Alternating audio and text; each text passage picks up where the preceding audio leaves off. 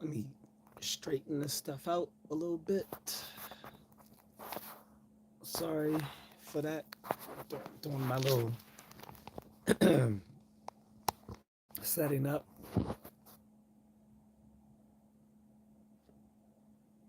But okay. All right.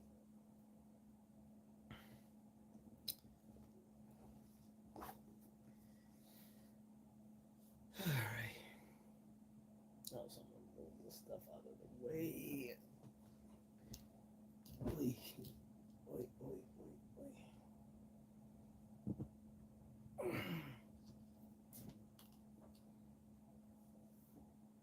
Grab my water.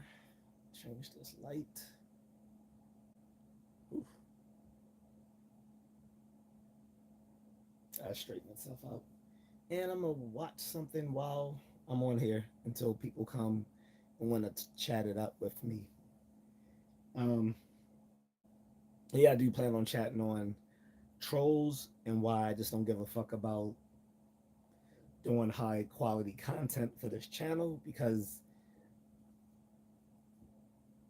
I don't interact with that many people to merit a financial investment into this. I'd be more than willing to do stuff to make it more entertaining, like cutaway scenes, uh, you know, some vocals, sounds, and stuff like that. But if no one's gonna watch, why would I do all that shit? So that's where I'm at with it. What's up, Carlton? Man, it was too hot. I don't even want to go shopping today. I was gonna go to the supermarket. I don't even feel it's so hot. It's like 93 degrees, plus it's humid as hell.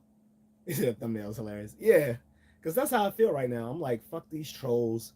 Like I was literally saying this to my other homeboy, Marcus.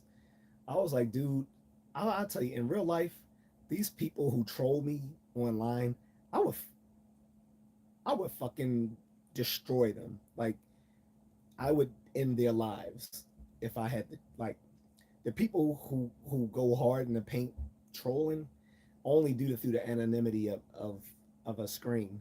Because I tell you, any of the people who trolled me in the past 4 years on this channel, if I met them in real life, mm, I would have deleted them. They would have been unalived, or they would have been, uh, or they just would have had really expensive hospital bills. Because I have no tolerance for this, and these little faggot ass Gen Z and millennials think grew up in an era where it's okay to be disrespectful to people because they didn't grow up in an era where you would catch hands for disrespecting someone, and they and they extrapolate their behavior to online. So YouTube J.A.C is kidding. We love trolls, fairies, and unicorns. And I would dismantle them. I would dismantle these folks if I ever caught them in real life and they had the audacity to think they still could talk recklessly as they do online. I would destroy them. My homeboy Marcus even said we need a day for purging. I was like, that would be a bad idea because the problem with the purge, among many other problems with the movie franchise, is that that's not how human behavior works. You can't say for 24 hours all crime, including violent crime, is allowed, and then as soon as that 24-hour time period is done, you're supposed to go back to being a normally behaving human being and citizen. That doesn't happen. You can't turn off aggression. So that's why that wouldn't work. Amongst many other problems with the purge scenario, is the main problem is you can't just turn off aggression on a dime, like turn it on and then turn it off 24 hours later to your satisfaction. Like that wouldn't work. Um, and some water. I'm sorry. So dehydrated today. But that, and like I said, I would go out of my way to hurt someone. So for the trolls that will come up on this stream later, possibly, just want them to know that that thumbnail is what I would literally do to. I don't want to, like, I can pew pew with the best of them, but I'd rather just use my blade so you can feel me hurting you. You can feel me take robbing you of your life slowly. That's how I feel. And on top of that, again, the other side of this is I just don't give a fuck right now because this ain't paying me shit. I've made a few $100s here and there from doing this, but it ain't paying me shit. So why should I give a fuck about trying to please an imaginary audience for an imaginary future of this content that I'm creating? Why should I invest in it and make it high production when I have so much other competition from other content creators that I can barely get one or two people to even watch on a given stream? Like, I'm at a this is why for the past 2 weeks I have intentionally not given a fuck about the content. I literally, on purpose, did streams where I did nothing. I just sat there and watched TV. I took a nap. I ate food. I brushed my teeth. I flossed. Um, so I don't give a fuck anymore. Like, it's obvious like this ain't going anywhere, and it's like it was for the past 2 weeks I had came that close to just deleting the fucking channel in the first fucking place. Like, I get no enjoyment out of this because I can't even talk about the stuff that interests me with someone rational enough to discuss it with.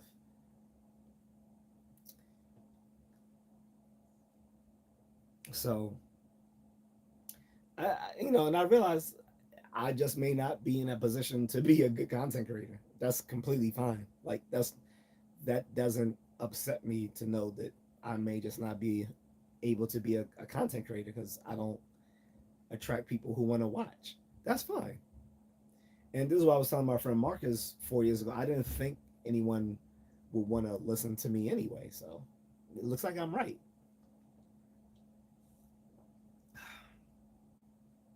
And it doesn't make me sad. I just really don't give a fuck. I really don't, because if I'm not making money from it, I just don't care. And it doesn't hurt my ego because I don't take this as something that takes a lot of talent. When you look at the most high paid content creators, these motherfuckers aren't talented, nor are they that goddamn smart. Mr. Beast looks like a fucking retard. Yeah, I said it. Um, I don't know. I don't even know who fucking PewDiePie is, but that person just sounds retarded. Um, I like Matt Pat. Matt Pat was cool. So I think your perspective should be heard, bro. Man, I appreciate it. Thank you. Um, but yeah, I mean, like I said, I'm not being sad. It's not that I'm sad about it. I'm just saying I'm just completely indifferent at this point, which is why for the past 2 or 3 weeks, I've done lackadaisical streams. It was like, why should I put effort into something just to have one or two people actually watch? It's like, whatever.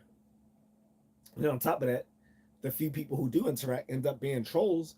And I'm like, why the fuck? Like, how weird are you to come here and spend time dealing with someone whom you don't like or you don't like the content that they make, and instead of going to a channel that you do enjoy? Like, I'm not going to hate watch someone. Like, why would I hate watch someone when I can go watch something that I genuinely enjoy, like Toy Galaxy, or something else fun to watch or informative to watch? Whether either something fun or something informative.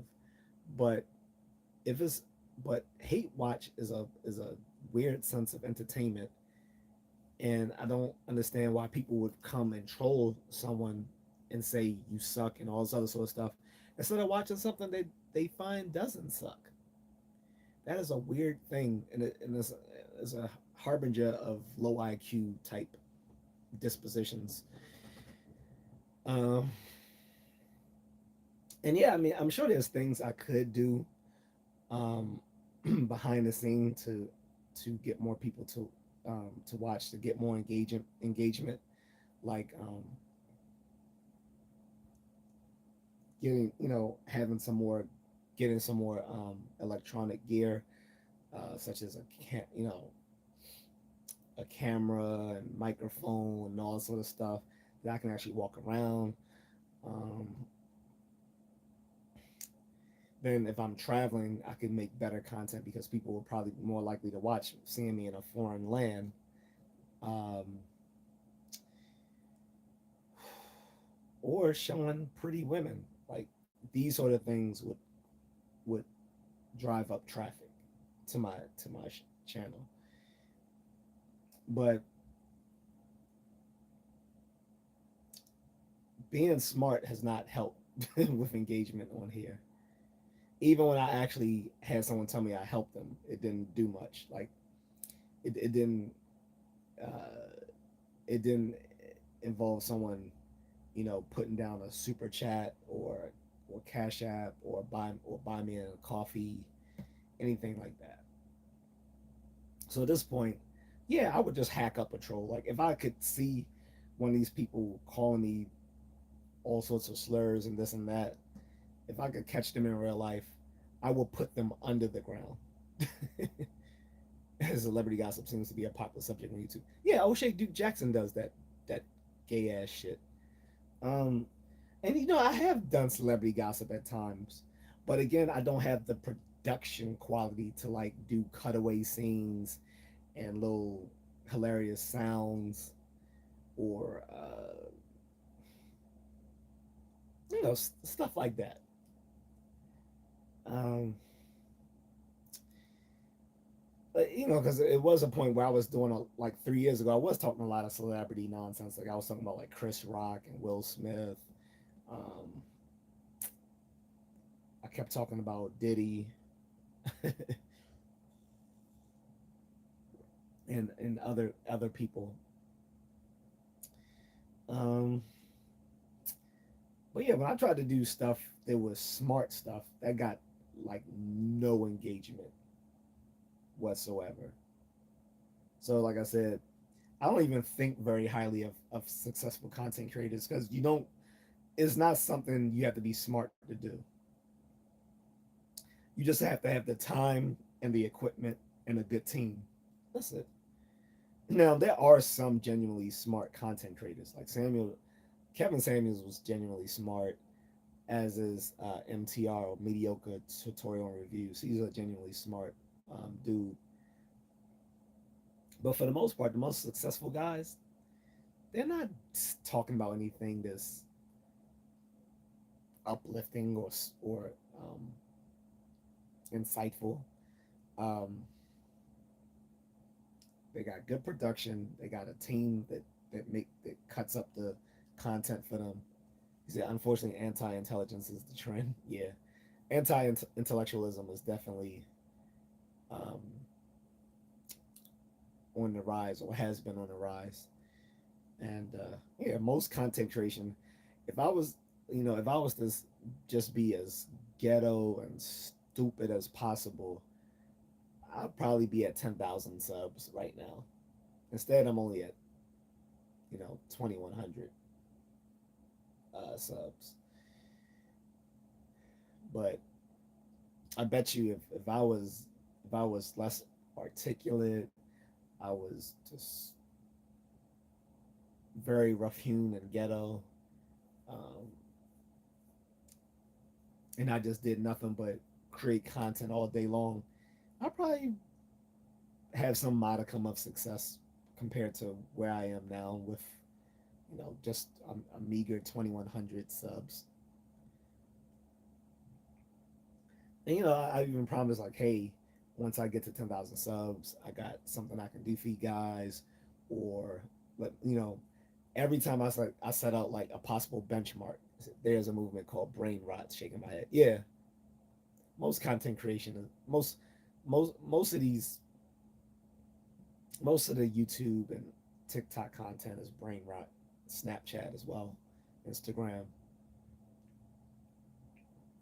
But brain rot sells. Like if you notice, there are a lot of people who are pretending to be stupid just to appeal to a younger crowd. And this isn't new because this used to happen in hip hop. There were a lot of there were a lot of hip hop artists that dumbed themselves down to be more successful. People you would think, oh, this person is pretty smart. Like people know David Banner was kind of smart because he had a master's degree. Well, some people did. Not everyone knew that, but David Banner was a bright individual. He had a master's degree. Another group that pretended to be dumber than what they was the Yin Yang twins, and the reason for that was because it they did it so as to kind of cover up their disability. Um, Lil Jon, another really educated guy who you wouldn't think so because he dumbs himself down. A lot of hip hop artists dumb themselves down, and it's not just hip hop artists, other celebrities too. Paris Hilton back in the 2000s used to put on that little um, Valley girl accent and pretend to be stupid. Like Carter says, the rapper designer can actually rap, but he dumbed himself down. I believe it. Listen, a lot of celebrities dumb themselves down because the average the average person is kind of dumb. so, so they have to appeal to the masses, and the masses kind of dumb. So Paris Hilton used to do that. Like Paris Hilton is a very articulate and pretty girl, or she was pretty. I haven't seen her in a long time, but she was very pretty and articulate. But you know, when she was on camera, she used to do that little stupid Valley Girl accent, like, oh yeah, cool. Like, and you know, they even made fun of that on, you know, white girls. I mean, white chicks with the Waynes. They made a, you know, made fun of the Hilton sisters or whatever. But yeah, I mean, to survive in entertainment, you often do have to dumb yourself down. And I think on my channel, I tried too hard to, excuse me, I tried too hard to to make to try to um, have people think that I'm smart, and I shouldn't have done so. Like it, going out of my way to try to pretend to be, I mean, not pretend. Carter says pretending to be dumb for the masses is a form of selling out that many people don't talk about. Yeah, but you'd be surprised how often this happens in the entertainment industry. There are the funny thing is there is a lot of stupid celebrities, and be, and either because of that, or and either because of that, or despite that, whichever, I don't know. But there are a lot of people in the entertainment industry that are very smart people, but they often have to dumb themselves down to be successful in whatever they're doing, whether it's acting, rapping, singing, sports, uh, stuff like that. And you know, like I said, when I first started doing this, I was trying way too hard to make people think, oh, he's a smart guy.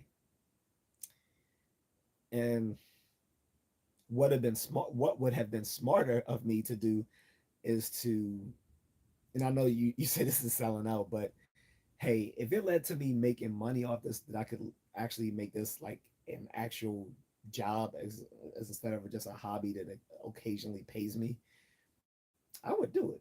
You know, like Kevin Samuel said, it's not selling out so much as it's buying in. So if I had to dumb myself down, not use my natural accent, because this is how I naturally talk. And I remember having a boss thinking I was trying to sound white. Not right now, because my voice sounds froggy because I'm dehydrated. But you know, when I was first in this call center in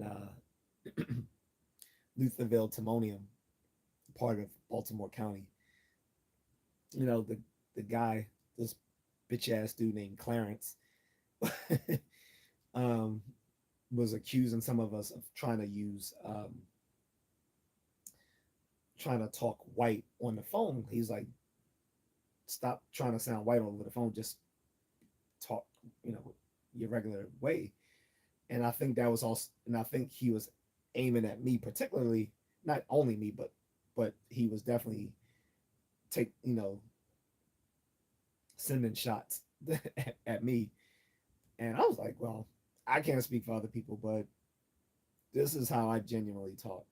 I was like, I don't code switch. What happens is sometimes I reverse code switch, which is sometimes around black people, I would try to sound more, I would try to use more black vernacular, but that's not natural for me because I genuinely talk the way most people don't do. Most black people don't do. Most black people code switch around white people, whereas I talk my natural way around white people. I code switch around black people because, like I said, one of my white friends when I was 13 actually made me aware of that. We were hanging out, and then some of my homeboys from middle school came over, and we were all hanging out, and my friend James, I think his name was James. He's like, dude, why you? He's like, why are you talking differently around them? And I was like, I was. He was like, yeah, man. He's like, you don't. He's like, you don't normally talk that way.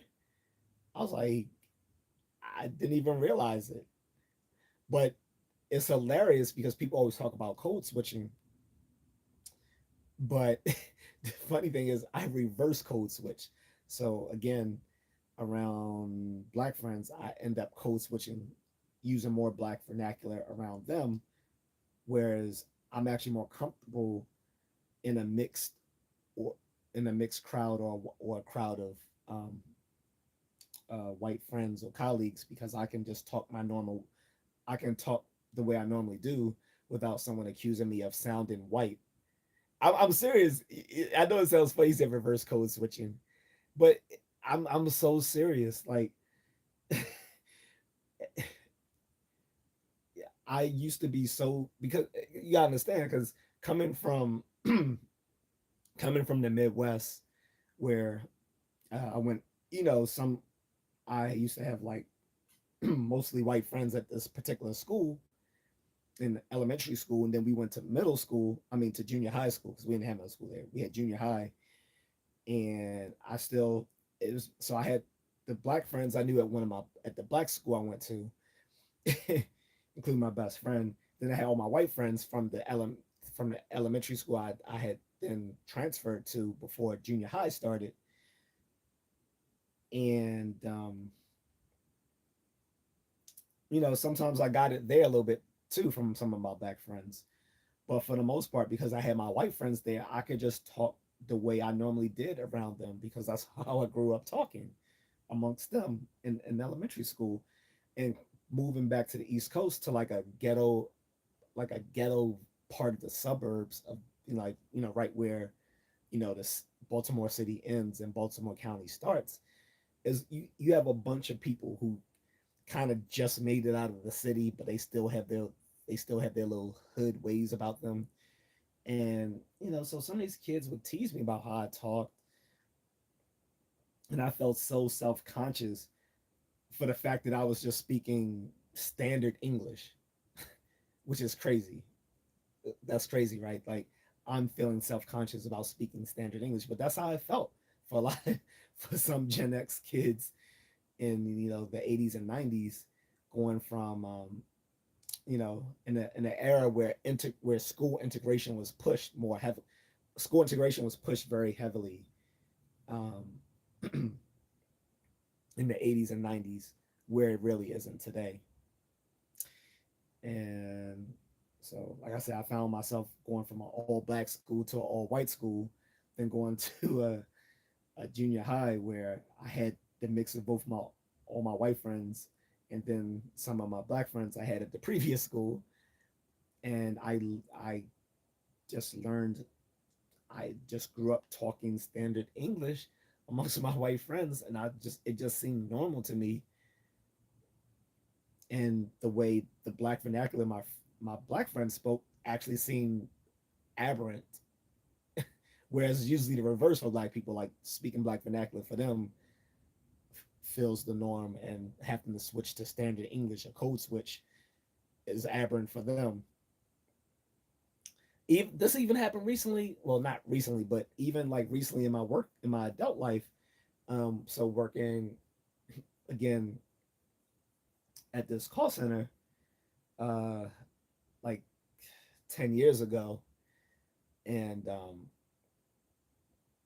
was comfortable around these. So we were in the basement. We were in the nigger part of the company, but upstairs were like the people, the execs, and all that sort of stuff. They would come down to our floor because they would be executing different sorts of like marketing strategies or clients that they want us to hit on the phones and all sort of stuff and write up pitches and all whatever. But a lot of these, a lot, hold on, let me go get. Oh, never mind. It's about to go get the door. But a lot of them were cool. Like they, they didn't come down acting, or maybe it's like depending on whom they were interacting with. But when I talked with them, like I didn't feel like they were talking down to us or anything like that. But I noticed some of the other black people um, on the staff felt uncomfortable around these white middle managers and execs from the top floors. And one guy even told me because he was one of the guys who was training me to do mortgage sales and stuff like that. He was like, man, he didn't even tease me about it. He was like, man, he was like, that's cool that you can feel. He's like you can talk so comfortably around them. He's like, he's like, I don't feel comfortable being around them. I mean, he didn't say it in that way, but in effect, that's what he was saying. Like he didn't feel comfortable being around them because he couldn't be himself. But he was like like this dude was like a hardcore thug. But I got along with him, like and that was something I felt that was my strength. I could get along with like you know the most elite or suburban type folks, and get along with the most ratchet grungiest folks as well. um, but I did code switch, but it was reverse code switch, and I would reverse code switch around the black people, whereas around the white people, I just talk the normal way I do. And even online, I get it. Like if I use big words, people think I'm using AI. And this is even before Meta. This is even before Meta and Google had had implemented the the Grammarly and stuff like that into their comment sections and stuff like that to fix people's uh, responses. Because now on your phone and on the different platforms you have like Grammarly, or you have the little Google AI that you can use to tweak what you were trying to say in a comment or whatever. But even before that was implemented, people were trying to say, "What are you using, Google AI or something? Like, why are you talking that way?" And I'm like, "This is how I normally talk because when you go to, especially when you go to college, like it just feels normal to speak in a more um, refined way. It doesn't like it does when you when you're at a university. It doesn't feel out of place to sound more erudite, but when you're around average people, and average is kind of it's just a nice way of saying stupid, but we don't say that. We use the euphemism average. But when you're around average people, like to if you speak effectively, I just put it that way. If you speak effectively, it comes off as pedantic to them. So that's a compliment that someone thought you were using AI. The worst thing about the one of the guys accusing me of using AI was a fucking English teacher. This dude was literally an English teacher. He was in my Passport Bro group. Um, I still don't fuck with him because of that. I'm like, how are you? I'm like, how are you an English teacher? You're a black man from the South who's traveling teaching English to non to non English speaking people in China and where have you, and you're criticizing another brother for talking articulately and accusing me of using AI. So you are basically saying you're basically reinforcing the same racist points that we would get mad if a white person said it. Like you must like you're not smart enough to talk this way, so you must be using AI. So when I let him have it about what he was saying, he decided to give me 2 days, a few days in the group where he would silence me from being able to leave comments. So I was like, I just left the group. I was like, fuck that group. And I know it's run by BMT, so that's why I said fuck BMT too, Black Male Travel, because he allowed ratchet people to run his group and to ruin the group. And then he got mad when all of when all the he got mad because he's the one who said he coined the term passport bro, and he got mad last year when all this shit came down on passport bros because of that that little deviant in Brazil last year, and some other stuff that happened with this one guy in I believe in Uganda or Kenya who was abusing women. Um, then another guy in Dominican Republic and all. So passport bro became a dirty word on on social media, even on YouTube. I think YouTube was starting to get rid of people's channels that they were like identifying with being a passport bro, which is one of the reasons I stopped identifying with them last year as well. That and the fact that there's like Austin Holloman complained there was no quality control and who consider themselves a passport bro. Of course, he's a hypocrite himself because he was one of the first people to damage the image of them when he was in Brazil. So I don't even hear his bullshit.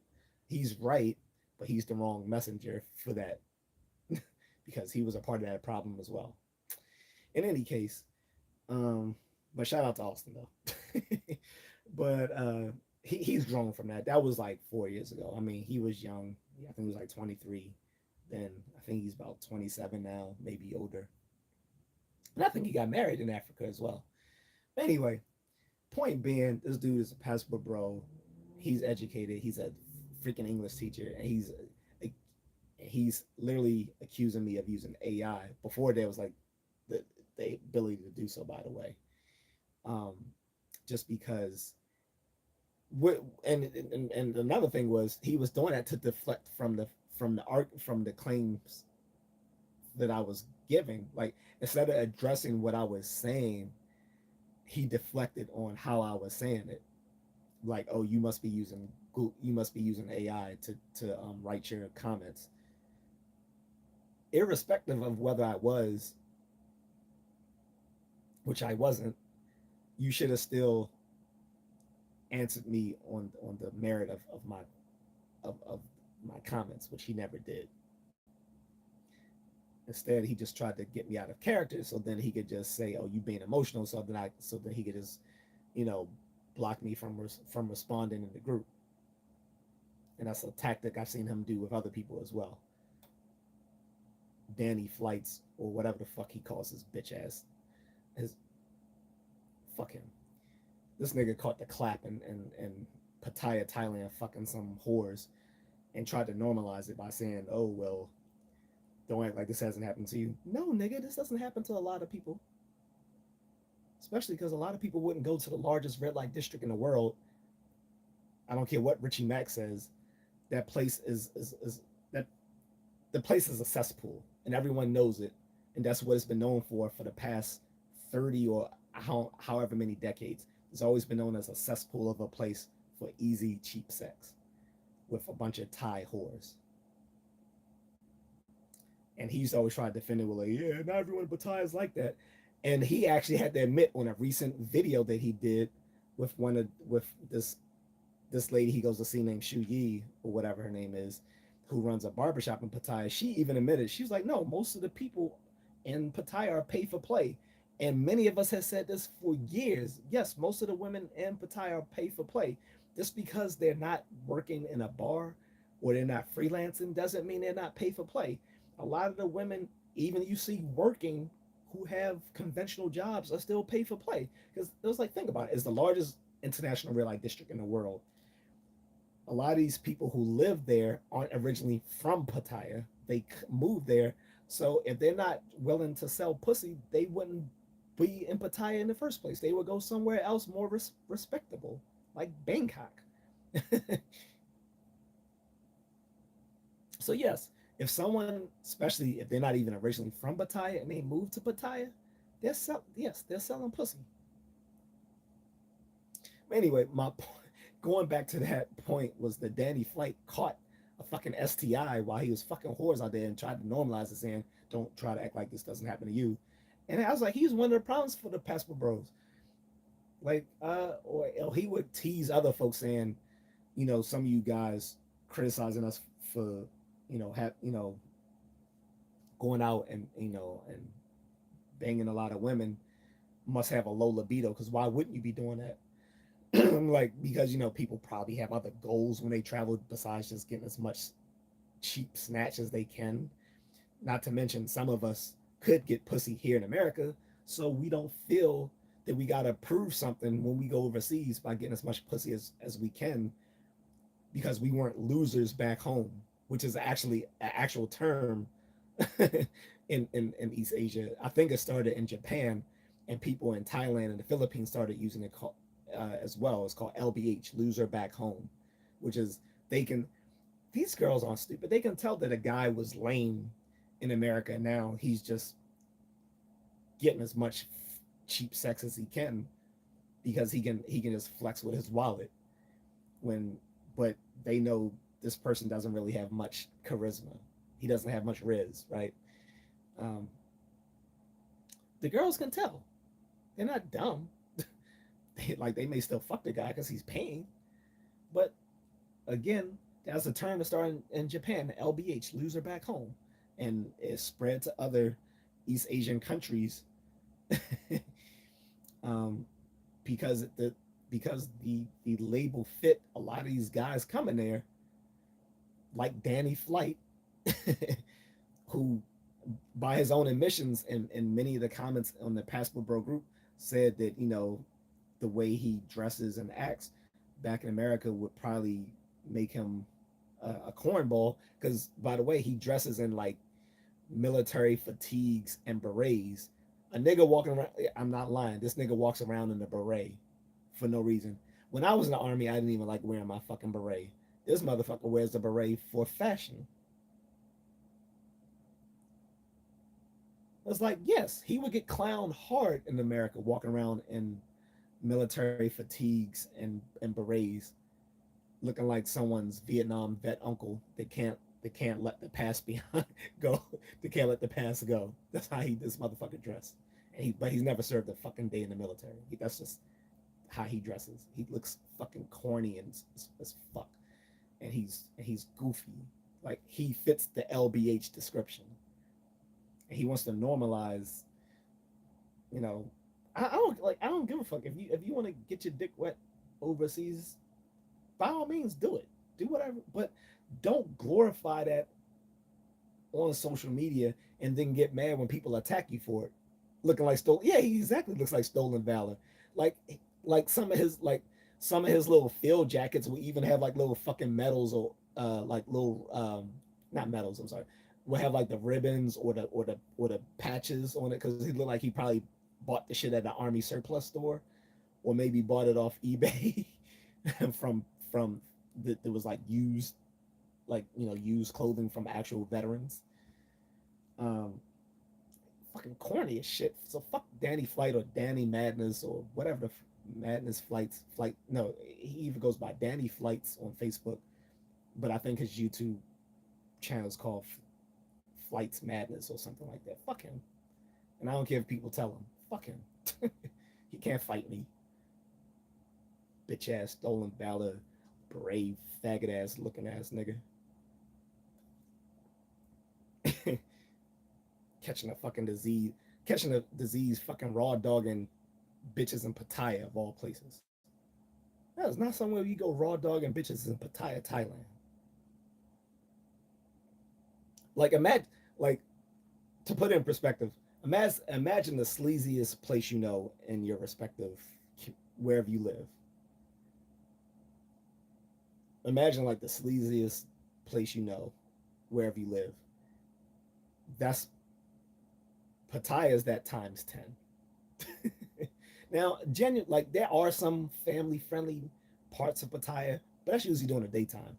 Like during the daytime, you do have family friendly activities where people will come to Pattaya to go island hopping, like to go to I think it was the Coco Islands or whatever. It's because my wife and I we went to Pattaya because we wanted to go to the Monkey Island, and we arrived too late for the ship was already setting. It wasn't our fault. It was by the ride because we were coming from Bangkok, which is like a 2.5 3 hour ride, something like that. And by the time we got up there, we tried to rush to the boat, but it already pulled off. So she was like, so we walked around we walked up Walking Street and hit the beach. Like we didn't go in the beach because that shit is dirty. Like no one swim. Like no one really swims in. Well, I won't say it. Some people probably go in the water at Pattaya Beach, but it's kind of dirty. At least that's how it looked to me. But we went up Walking Street, hit the beach, and then she was like, and I was like, well, maybe we can catch a Muay Thai fight. And then so we was looking at the schedules for fights, but none of them were that day. So she was like, well, instead of, she was like, this is why my wife is the best. She was like, well, instead of us trying to watch a fight since there aren't any fights, why don't you just go do Muay Thai? I was like, hell yeah. She found me a training camp, Venom training camp, and I went there and did a seminar, did a 1 day seminar out there. And the coach was impressed with me. He was like, he said, if you stay 2 weeks, I can get you into a fight. And I was like, oh man. I was like, I wish I could. I was like, but we're leaving tomorrow. He's like, oh, you come back. I was like, you got it. I haven't since then, but it was very flattering that he thought within 2 weeks I would be fit enough to do a fight. Because usually it would take a month or two at least for people. But I already had some background in doing Muay Thai, but not in Thailand until that time. And so I was in Pattaya, and I didn't get to see all the bar girls and freelancers walking around Walking Street because by the evening, because we spent the whole afternoon and evening at the Venom training camp, and by the time it was evening and we left, we just end up booking a Uber to take us always all the way back to Bangkok. So, but it was fun. But anyway, my point is, you know what it is in Pattaya, you know what it is. So, Flights Madness, his YouTube channel, Danny Flights, like he calls himself on Facebook. Like, dude's a fucking lecher. So fuck him. And to sit there and denigrate me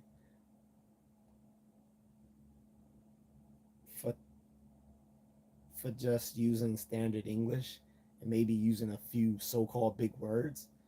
That's how I normally talk. When I normally talk, I use big words. The difference is, since I actually know what I'm saying, I can break it down for someone if they don't understand what I'm saying. So if I say something like automaton, someone's like, "What the hell is automaton?" And I just break it down for what automaton means. Like they know I'm actually using words that I actually know what they mean. So, and I don't consider these big SAT words or GRE words for me, but um, but all that's to say, I'm actually more comfortable speaking standard English than I am speaking Black vernacular. I can speak Black vernacular, but for me, I'm code switching to speak Black vernacular. I speak normally standard English as much as well, I think for the most part I speak standard American English, or SAE. We call it in linguistics SAE, standard American English. I normally speak in standard English. To speak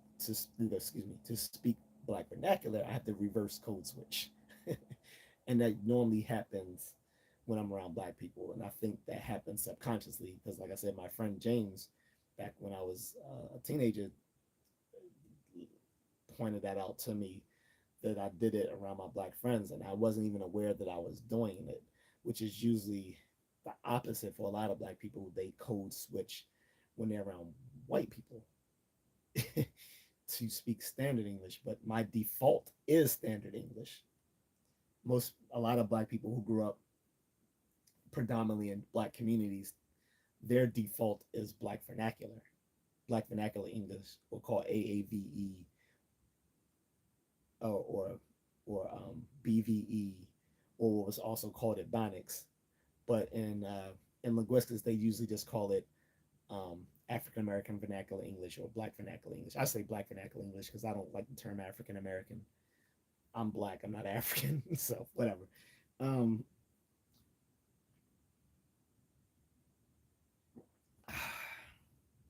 anyway, well, I think I was gonna watch some videos and completely got off track because I'm ranting at the fact, like I said, I would unalive trolls if I ever saw them in real life, and I stand on that. Two toes down, or whatever. Was it two toes down? Well, you know the phrase. Why is why why is this beaming? Look at the sun out here. Look at this shit. It's like, oh, like maybe I'm being ordained here. Like I should stand here and let the aura just catch me, catch the aura of the sun just coming in, blessing me. Helios, the sun god Helios, or whatever term you want for the sun god Ra. It looks like an alien invasion. Carolyn, don't go into the light, Carolyn. Says that people won't even. That's too old. That's too old for. Only us Gen Xers would get that joke. Tragic, tragic. What happened to that actress though? That little child actress. That's Goku's spirit bomb. Oh, I'm in a lot of trouble if that happens.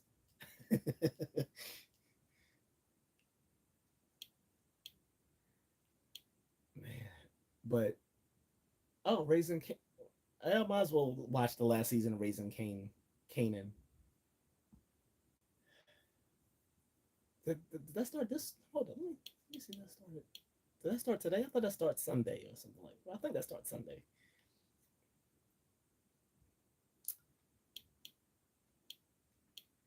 But I don't know. Let me ask you, because I don't know if you watched Carlton. Did you watch when I had um? Well, I was about to say my white friend, but I had more than one white friend. So I had. I think you remember Miss Needle. Shout out to her though. I know she's still going through her health struggles. I would love to have her back on the show, or even just to moderate. Um, I think that I that our little our metaphysical differences in how we see the world were too petty to cause this division amongst us. Um, but I think she also was having personal things going on with her as well. But whether I was speaking, I don't know if you ever saw in the stream, like the when I did the interviews with her, or when I did the two interviews with the girl named Renegade, who's like also a musician, by the way. I guess like the only ones willing to talk to me are like musicians. I don't know. But Renegade, she's a musician. She has a channel on Kick and on Rumble. I think she's still on Rumble. I don't even hear her talk. when I see her on Twitter, I only hear her talking about her kick page. I don't even hear her talk about Rumble anymore because she did complain about Rumble always having her like having problems doing that. But when I spoke with them, did I seem more especially white talking to them than when I was talking to other folks, like my friend Ty or is Ty? How many black people? I think Ty. Actually, I think Ty was the only black person I had on the show. Um, well, no. Oh, well, and my homeboy, I've had him on the show a number of times when I do my car videos. We'll be in the car like just random subjects that he wants to talk about, and I'm like, sure, all right. I guess it can be we can make it content worthy. Like you said, it sounded normal to me. This is the normal way that I talk, but when you live in ghetto places like Baltimore and stuff like that, standard English to them sounds strange. But to me, when I first came from, when I first moved from Illinois to Baltimore, I've already told you people in Baltimore used to sound very foreign to me. Like I sometimes I literally couldn't understand what they were saying. Like for instance, like I said, the two examples I gave was like crawdads, which we used to call crayfish. Well, I still call them crayfish, but some people used to call them crawdads, but the way they pronounced it was so off. I thought they were saying crot eggs because when my cousin and I used to go in the back of my grandmother's house and go crayfishing, her and her friends used to call them crawdads, but they would say crot eggs. So I didn't realize they were saying crawdads.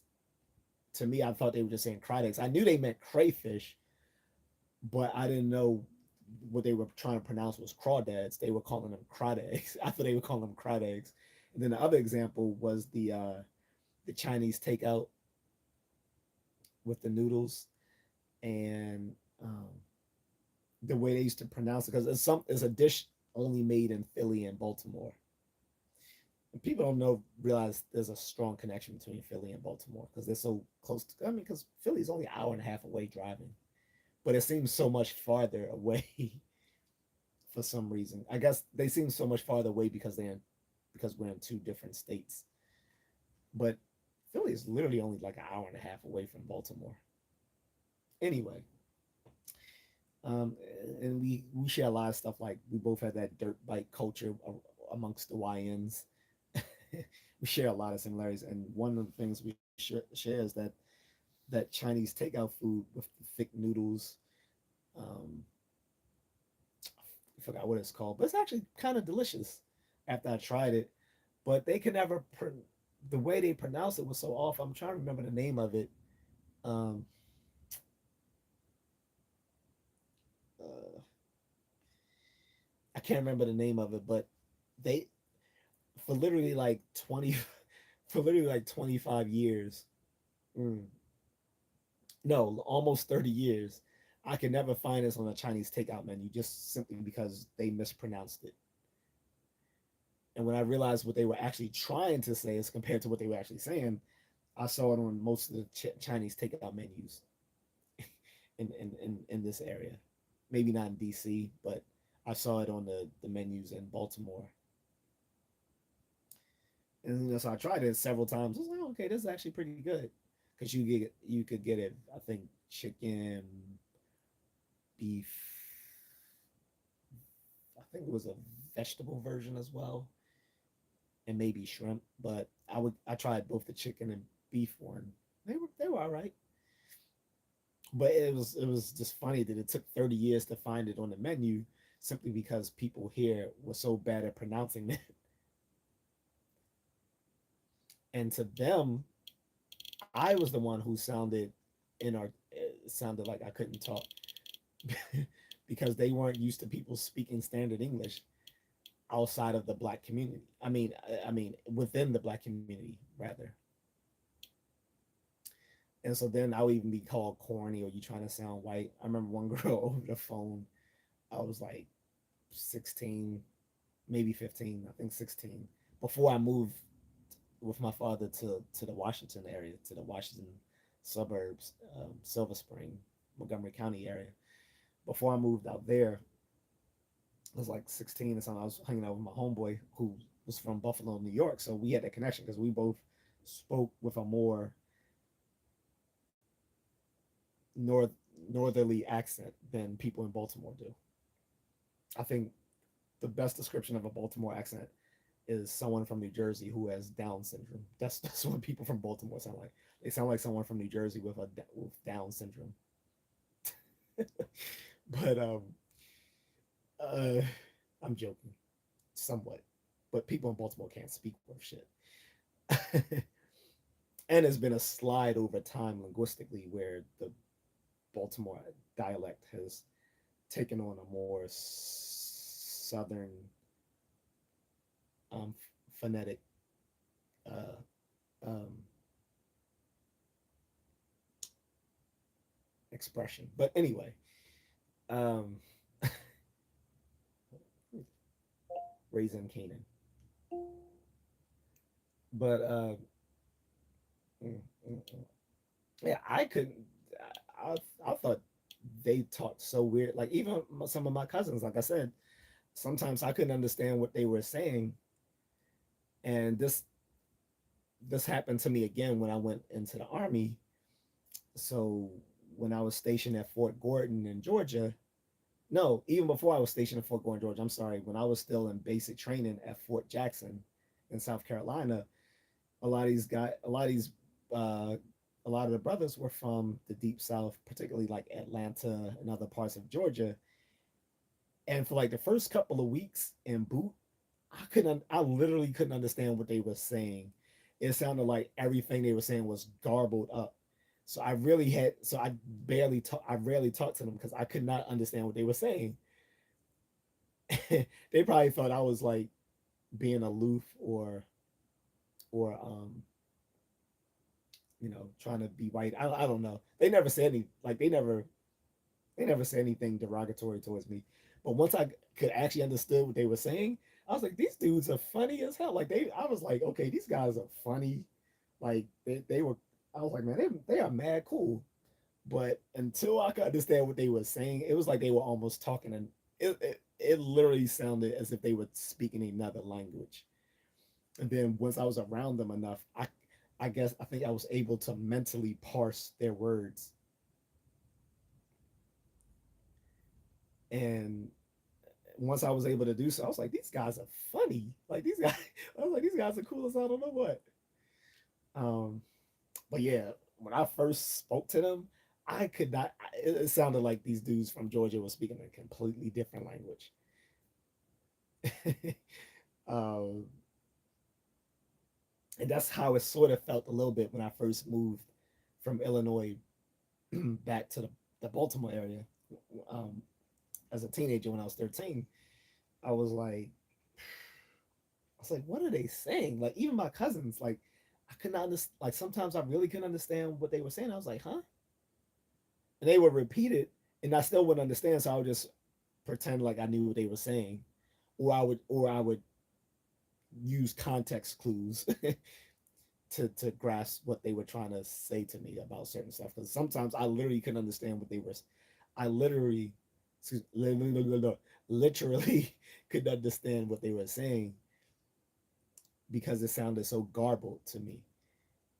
So often I would just have to use context clues in order to grasp what they were saying, or I would just pretend I could understand and just let it go and just say yeah or no or whatever. So, oh yeah, it didn't start yet. So I guess that would be Sunday when it start. Hold on. Yeah, June 13th. And why did I think Friday was gonna be June 13th and it's not? So today's the 12th, right? Oh, okay, so it'll be Saturday when it starts. But when it hits my little torrent site here, Strumio, I'm not sure.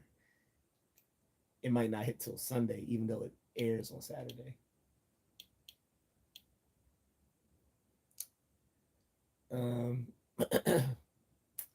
But yeah, man, these trolls annoy the fuck out of me. The fact that I haven't been getting the sort of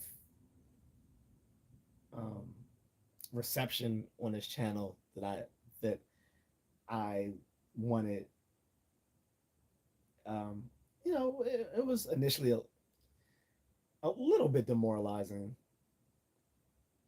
but again, this has just been a glorified hobby because it doesn't pay my bills yet. I would be more than happy to turn this into a actual like job if but it would take a lot of changes to what I'm currently doing, which is why I've been saying for the past few weeks that eventually there will be some not so subtle changes to the channel um in the effort to do so. But until then, I'm just playing it loose and loose and cool right now, where I'll just stream here and watch TV or do whatever because I just am not gonna put in a lot of effort into something with a low effort audience. Like, you're cool, Carlton. Occasionally, my homeboy Marcus drops in, or or whatever. But it's like I'm not gonna put a lot of production, a lot of money behind production into something that no one's gonna watch. It just wouldn't. That to me doesn't make fiscal sense. I mean, the argument could be if I did put more money into producing higher quality content, it would draw people in. Eh, maybe. I would like to see a. I would like to see more some more receptivity before I would be willing to do that. Like buying like a GoPro camera or whatever, so I could walk around with it and a microphone and be willing to like subject my next trip or two to me being on camera instead of just enjoying myself. Like I would need to know that people are gonna watch it if I actually do that. Now I'm pretty sure though, with me overseas, people would definitely watch it. But eh, well, I'm giving away a little bit too much though, because like I said, there's gonna be some changes, but I don't want to specify as of yet what that may entail. But there'll be some changes. Until then, I'm gonna watch something, but I'm still gonna like be willing to talk to you or anyone else in the chat room. But I was supposed to be watching something and then I completely forgot about it because I got into this rant speaking about how I was gonna unalive trolls if I ever see them in real life, which I would, I really would, because sometimes the the best thing to shut people up is to hit them in the mouth. And if that's not far enough, I need to put them in the goddamn ground.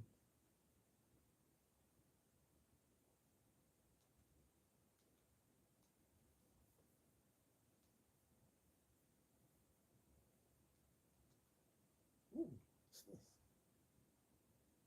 Your sad devotion to that ancient religion is not. no, I don't want to play it because they probably gonna copyright that shit.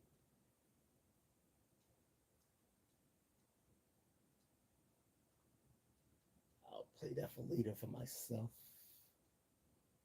Used to roll for Delphi. I had sunrise shotgun. My mines, my nines, my pens, my Mac In the 10, video target. here, All you white niggas started rapping. I'm sorry.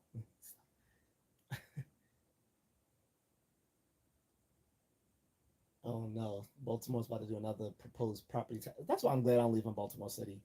Shout out to my homeboy that moved, who bought his new home recently in the city.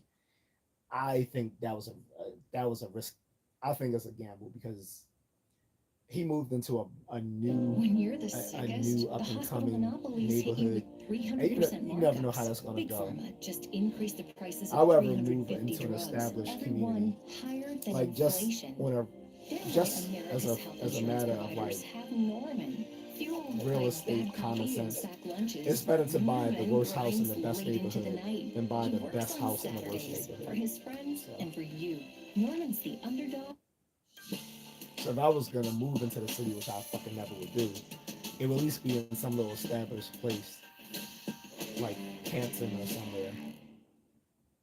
Good morning and welcome to Rising. We have a great show for you today. Happy Friday, Aaron. Welcome. Happy Friday. What a Look. beautiful swampy Friday we have in DC. The summer weather Swampy has arrived. here, It here really too. is humid, and outside for 2 seconds in the morning. That's before why I get in only. the That's why I building, didn't I'm even go sweating. I to the warned you. supermarket. I Yeah. just don't feel like. I want to I ask feel like because you're a going out fellow there. New Yorker. Yeah. Are we go Knicks together?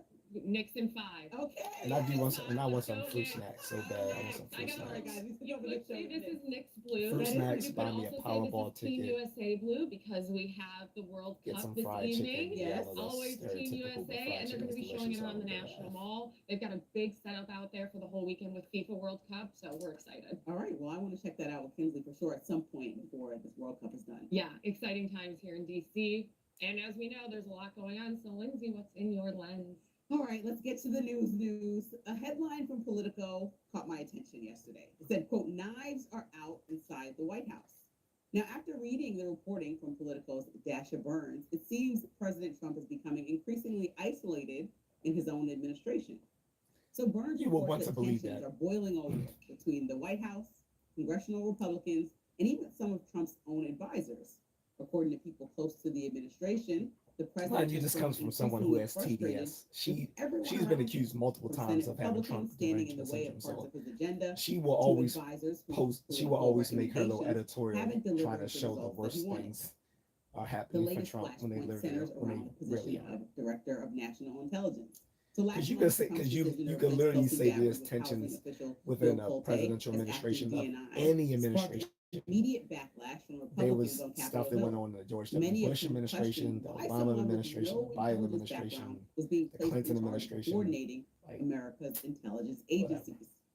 But the controversy became so serious that it helped derail congressional efforts to reauthorize a major surveillance This is why I'm authority independent before its and I'm like expiration deadline. borderline just political. Now, facing pressure from politically lawmakers in his apathetic. own party, Trump has changed course and announced that he will nominate Manhattan U.S. Attorney J.A.C. Good thing for about the job independent instead. too as well is that And I even don't get that those might not targeted resolve political this ads and brewing flyers conflict. in the mail. The House has They only- already rejected a Those only temporary come extension of the for like surveillance program. my other family members. Congress They don't has come to left me because town, I'm and the authority not is a set to registered expire. Democrat or In other a words, the registered White House Republican. I'm personnel like fight independent. has now created a real So I don't have to worry legislative until peg like probably for the Republicans. general election in November. And that's where the of broader getting ads political and reporting flyers. becomes important for me. Because this isn't But really even about then, I still don't one think they want to intelligence get them appointment, even though that's because the latest they don't know finding. how to It's target about growing ads to an concerns among independent. some Republicans that the administration is becoming increasingly driven by loyalty tests, internal feuds, and personal grievances instead of political strategy. Yeah, they said they're doing his first One Republican administration. staffer reportedly described some of Trump's recent moves to Politico as a, quote, middle finger to Congress. And Democrats couldn't ask for better material heading into the midterms because while Republicans would rather be talking about inflation and affordability and cost of living concerns because that's on the top of voters' mind, Trump keeps creating headlines that pull the conversation just somewhere else. Just listen to some of his own words this week when he was asked about the latest inflation numbers. I love it. The numbers were great. You know what I really love? I love the inflation rate. Well, most Americans don't love inflation. They feel it every day. Yeah, but you when cut they him buy off. groceries, Your pay rent, sound fill bite up their made gas it. tank, You or cut look him at a off right credit card before he statement. finished his full. Then there was this comment a few His weeks full ago when comment. he flat out said he's not concerned with I the hate when, midterms I hate at when all. Denise Because they're does gonna that. outweight me, you know, we'll outweight him, he's got the midterms, I don't care about the midterms, look what happened last night, that was the prelude. And to I'm the not just talking about for midterms. Trump. I hate that for anyone. Like And perhaps the when most they striking of them try to all was this catch a- response when he asked find a catchy sound about bite by Americans like who are not struggling letting the person finish their entire financially. thought just so they can get them in this aha moment. Mr. President, to what extent are Americans' financial situations motivating you to make decisions? Not even a little bit. The only thing that matters when I'm talking about Iran, they can't have a nuclear weapon. I don't think about American financial situation. I don't think about anybody. I think about one thing. We cannot let Iran have a nuclear weapon. That's all. That's the only thing that matters. Okay, now preventing Iran from obtaining a nuclear weapon is unquestionably an important national security objective. But presidents don't get to choose between foreign policy and the economy. Voters expect them to focus on both. That's why this political reporting feels bigger than another story about the White House infighting. Is that some Republicans appear People will be increasingly kissing his concerned ass that at the the- president at is the- at the focusing on settling economy, scores, fighting internal did battles, better and like it pursuing did priorities under that his don't first necessarily administration align before the with pandemic the hit. issues most voters are thinking about at their kitchen tables. For the And pandemic, when hit, we members were of your doing own party are describing calories, the mood love it. inside the White House as, quote, angry, I had insecure, money. and I was grievance traveling. driven, those are I all was quotes I from was the good. article, while the president is publicly saying he doesn't care about the midterms and isn't thinking about Americans' financial situation, I've been it's fucked easy to up since the understand why pandemic. some Republicans are nervous. And I didn't want to comb through all the things, right? Right. There's the Ken Paxton nomination. You see people speaking up, the fund that he created that people push back on. So it's a bigger question of some of the decisions that he's making at the I time forgot that he's to making adjust the when the economy is so fragile, literally the live global chat. economy at this point Boom. because of this war. It just seems like Okay. he's worried about things that do not align with specific Republicans' needs as they go back and report to their I'm sitting here thinking constituencies. So about what I that's, want to eat. to me, when I diagnose 'Cause the I haven't situation, gone to what the a lot store. of this friction is all about. I think a lot of this friction is based a little bit about palace intrigue, right? Infighting in a White House is not unheard of. And I would say that the infighting in this Trump White House is actually much more minimal than we've seen previously. The amount of leaks out of this administration are very low. So I think that infighting might be a little overblown. I think your point about Republicans' consternation and concerns about midterms are completely valid. And Democrats are cutting ads right now using both of those clips of President Trump. The concern that Republicans should be more worried about, almost to the president's point, is they need to focus their race at home. They can't be getting bogged down into the national politics because they don't have a decision to make on Iran. There's nothing they can do at this point about Iran.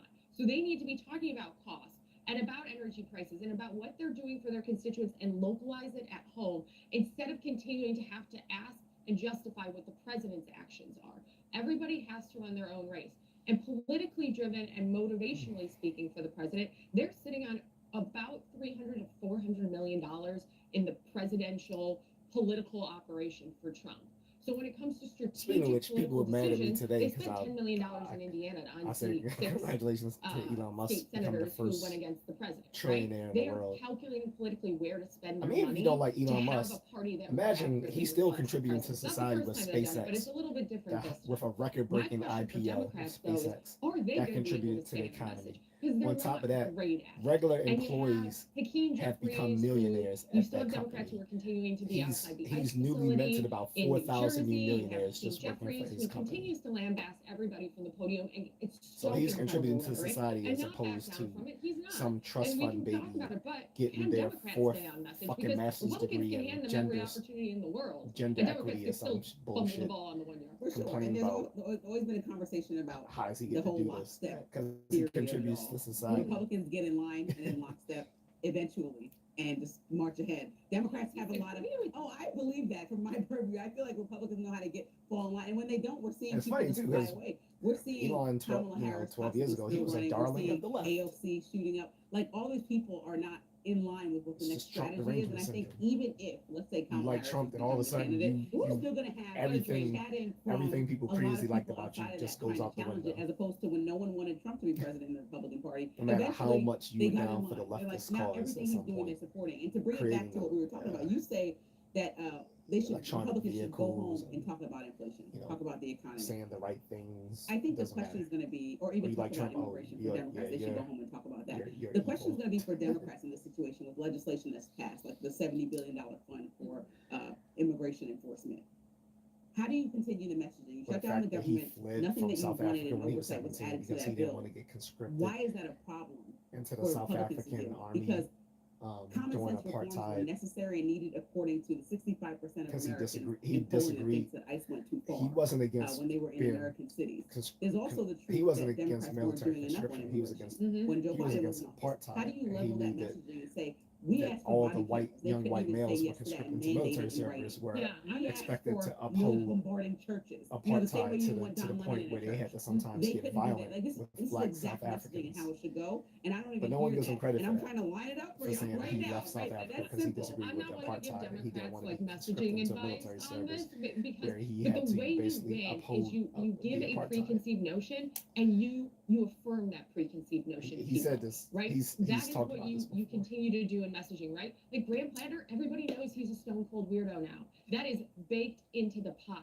And so if you want to change, you need to now somehow make Susan Collins in that fight the person who is the contrast point. And Democrats aren't able to do that because, to your point, if it's Kamala or AOC or the message direction of the party, they don't have it. at this point if they want to talk about immigration or reforms. And so they're kind of falling over themselves in an attempt, and they're not fundraising enough to even try to get that message out on a ground game. And on the flip side of that coin, and we can talk about this for hours, but I think Republicans, when they're going home and talking to their constituents, and you say it's not a federal issue they have to worry about, like they don't vote on Iran. Well, if they vote to send billions, as the months go on there, as opposed to address issues that their constituents have, well, they're like, well, you're in line with a president who's not putting us 1st. And you And so got to they talk have to- about what's going on at home. Yeah. Right, they have to make that square circle, and that's going to be hard for Republicans to do. So every single week that passes, but we heard we have a deal. Every day Well, we you heard we have a never deal. So know. maybe we have an Iran deal this week.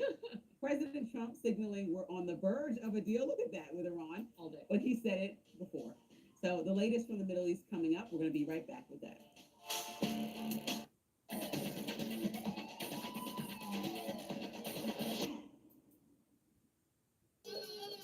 GoDaddy Arrow uses AI to build websites that manage appointments from different places online. So I can focus on fixing the work of parents who thought, I can learn how to cut hair from social media. Cutting edge websites that manage appointments, GoDaddy. When you're the sickest, the hospital monopolies hit you with Sickest, man. 300% markups. Sickest. Big Pharma just increased the So President Trump calling off his most recent planned strikes in Iran, seemingly due to an imminent deal. Trump posted to Truth Social Thursday in part based on the fact that discussions with Iran have been brought to the highest level of Iranian leadership and approved. I have canceled the scheduled strikes and bombings against Iran this evening. Discussions and final points have been, in both concept and great detail, approved by all parties involved. The naval blockade will remain in full force and effect until this transaction is finalized. Time and place of the signing to be announced shortly. Now that comes after several days of back and forth strikes following the downing of an Apache helicopter. Here to discuss is Imran Bayoumi of the Atlantic Council. Welcome, Imran. How you doing? Good, thanks. Thanks for having me.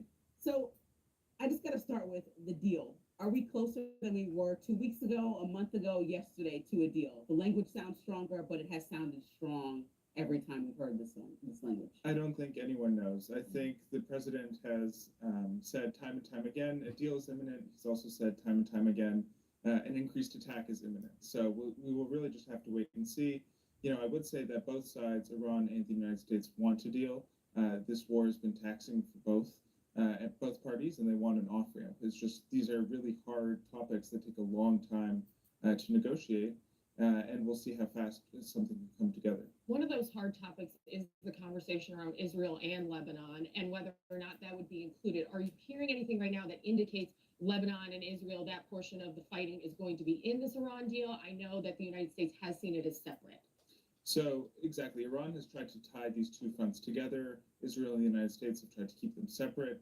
There were rumors from an Iranian state-backed media site that any sort of ceasefire in Iran would also include Lebanon. We'll have to wait and see. I don't think that's a trustworthy source, so we'll see what actually comes out. But certainly Iran has made clear time and time again that it sees these two fronts as interconnected, and it wants Lebanon and Israel to stop fighting and Hezbollah to stop fighting as any precondition to peace. The challenge there is that the U.S. is negotiating between Israel and Lebanon, whereas Hezbollah is the party to the conflict, and they're backed by Iran and not actually involved in the peace deals. Are there concerns that if in this deal there is the freeing of funds for Iran, that they will continue to fund Hezbollah and continue the strikes in Lebanon that we're seeing? So I think that would certainly be a concern. We'd have to see what the deal would say about Iran's support for proxies across the region. I think this would probably be just sort of that 60-day MOU that's been discussed previously, where it would basically preserve the ceasefire and then punt tough discussions on the nuclear file, Iran's missiles, support for proxies to a later date. So we'd have to see what they actually agree to, but certainly that would be a concern. From the reporting and what you're understanding, what are the pillars of the deal? I know we hear a lot about the president saying no uranium stockpiling whatsoever, and that might be the sticking point that's closest or that makes the biggest difference between Obama's JCPOA and what he wants to do. What do you understand to be possibly involved, and what might be the sticking points? So I think the Strait of the Hormuz is one of the biggest, right? Iran has closed it, and in return, the U.S. has imposed a naval blockade on Iran. We'd have to see how exactly that's opened. Iran is insisting on tolls. I don't think that's going to be palatable for Washington, for many countries around the world, frankly. So I'd likely suggests that the Strait opens and in return the U.S. lifts the blockade. Though it'll take time for traffic to return to pre-war levels, right? And the Strait wasn't closed before the war. This is something that's only happened in the past few months. Iran's nuclear stockpile is another issue. Iran has previously agreed under the JCPOA to not pursue a nuclear weapon. So I don't think agreeing to that is anything new or shocking, but it does have this highly enriched uranium, so we'd have to see how that is disposed of, if it's taken out of the country, if it's downgraded within Iran. That's another sticking point. And then Iran's missiles, drones, support for proxies. These are all big, big things that are really hard and take a lot of time to work through. And then finally, one thing I'd add too is Iran sanction relief, right? The Iranian regime wants to be brought it back into the global economy. They want sanctions lifted. And I think the U.S. will have to incentivize them, find an off-ramp where they can lift sanctions gradually in return for actions that the Iran regime gives. What could President Trump get out of this deal that would look like success for the United States, and what could the Iranians get as well? So I think what is success for the United States is a great question because right now, in my mind, the biggest thing is the opening of Strait of Hormuz, which was open before the war. So in a sense, we are kind of negotiating for something we had previously. That being said, I think if there's a stronger deal on nuclear limits than the JCPOA, that could be seen as a win. But more broadly, I think Washington's position in the Gulf is degraded. I think our Gulf allies see us as somewhat less trustworthy. We didn't give them a heads up before we launched this war. The war did not topple the Iranian regime. It killed the Ayatollah, but the regime as a whole is still intact. If anything, they're more repressive. They've doubled down. They believe in their ability to withstand strikes. And so I think framing it as a win will be really difficult. The best option, I think, is to get a bad deal that ends the conflict, that protects American lives, and stabilizes the region as soon as possible. For Iran, I think their win is simply surviving, right? They've managed to hold out this far. They'll continue to do so. They've demonstrated this ability to close the strait and cause great economic harm across the world.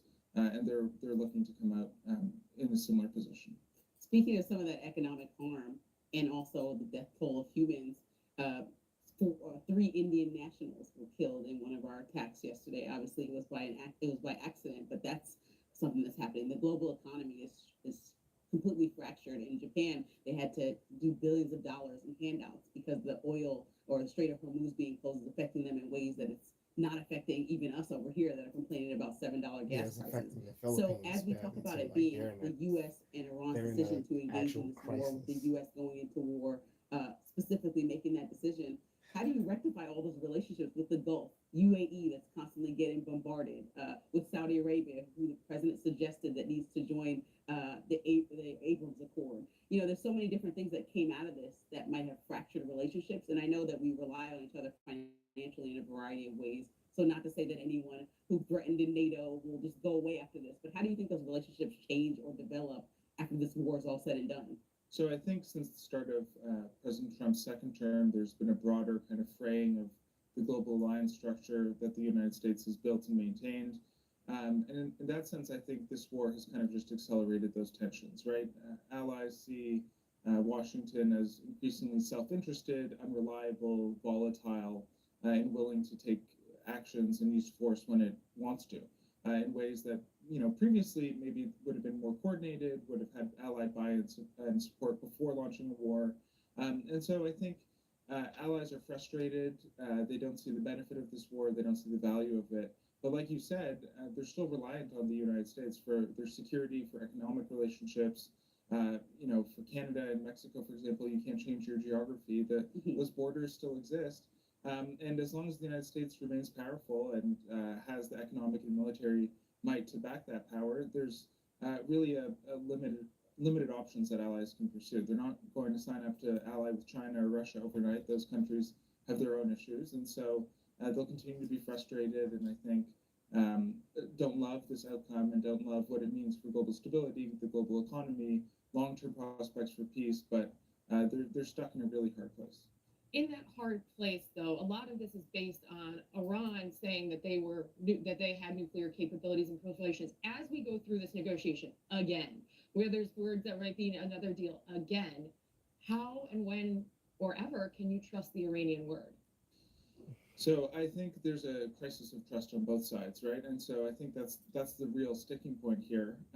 I feel like the Iranians have probably earned it a bit more. Yeah, I think given everything, I tend to agree. I think what you would need there is international observers, the International Energy Association, observers in country, supervising stockpiles, seeing that the highly enriched uranium is either downgraded or transferred out of the country would probably be what would actually it require to get to a deal. That being said, I think any sort of negotiations, any sort of deal, both parties have to have some sort of trust that they'll get to that place, and it's just a bit of blind faith. Well, Imran Bayoumi, we could talk to you about this for hours. Hopefully, the next time we talk to you, we'll have a deal on it. Thank you for joining us. Thanks so much. Coming up next, President Trump has made his choice for who should be the Director of National Intelligence. Don't go anywhere.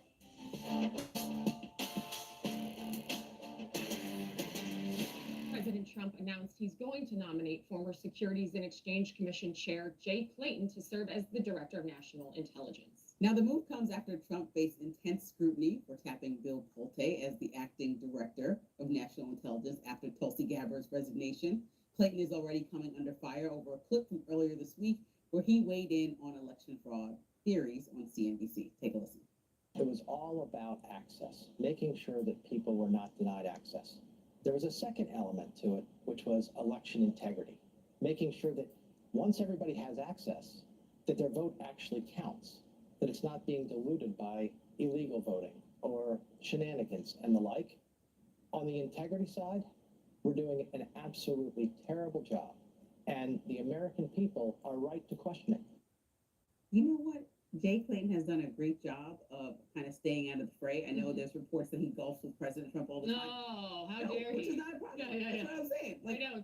it's not But I love that reporters It is cover it. report. Yes, it's he did like, golf. there's So they no are friends. It's not like he's plucked out of Yeah. obscurity. He has a good resume. Yeah. And Democrats and Republicans are eager to fast track. I mean, they went on record saying he has the experience. He doesn't seem biased. But then here he goes on CNBC just making good on his relationship. Wait, because Pulte was very much an ally of President Trump when it comes to prosecuting his political enemies. And so here he goes on here when he knows that election fraud is not prevalent in this country. There's no proof of that. He knows that California has had the system of mail-in voting, that California has 40 million people in it, unlike places like Colorado and Arizona, both which I live, which also are prevalent with mail-in voting, but have 8 and 6 million people, way less.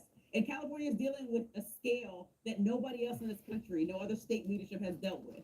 And so obviously it's going to take a little bit longer. And at the same time, a Republican was ascended in that governor's race. And so obviously the system can't be rigged, and you can't have it both ways. Either it's rigged and we should recount the governor's race and not allow a Republican to run over there, or it's rigged because Spencer Pratt didn't make it in the mayor's race, or perhaps Spencer Pratt's policies are the reasons that he didn't make it to the top 2 in the mayor's race. And so we have to just Democrat accept. didn't make it to the top 2 in the mayor's race because he didn't run a political campaign outside of the ads. If you don't have a grounding to pick up those ballots, you're not going to win. That's why Spencer Pratt didn't make it, not because of his policies, because people actually liked that about him. People outside of But Los Angeles. But to Jay Clayton here, him asking the question and saying that we are in 2026, Florida, a large state in this country, Not as large as California. can count votes day of. You know the results. And it is not a crime in this country to say the fact that it takes a week to count ballots in 2026, the fact that it does take this long, the fact that they don't know how many ballots they put out, how many ballots are remaining, how many ballots are in,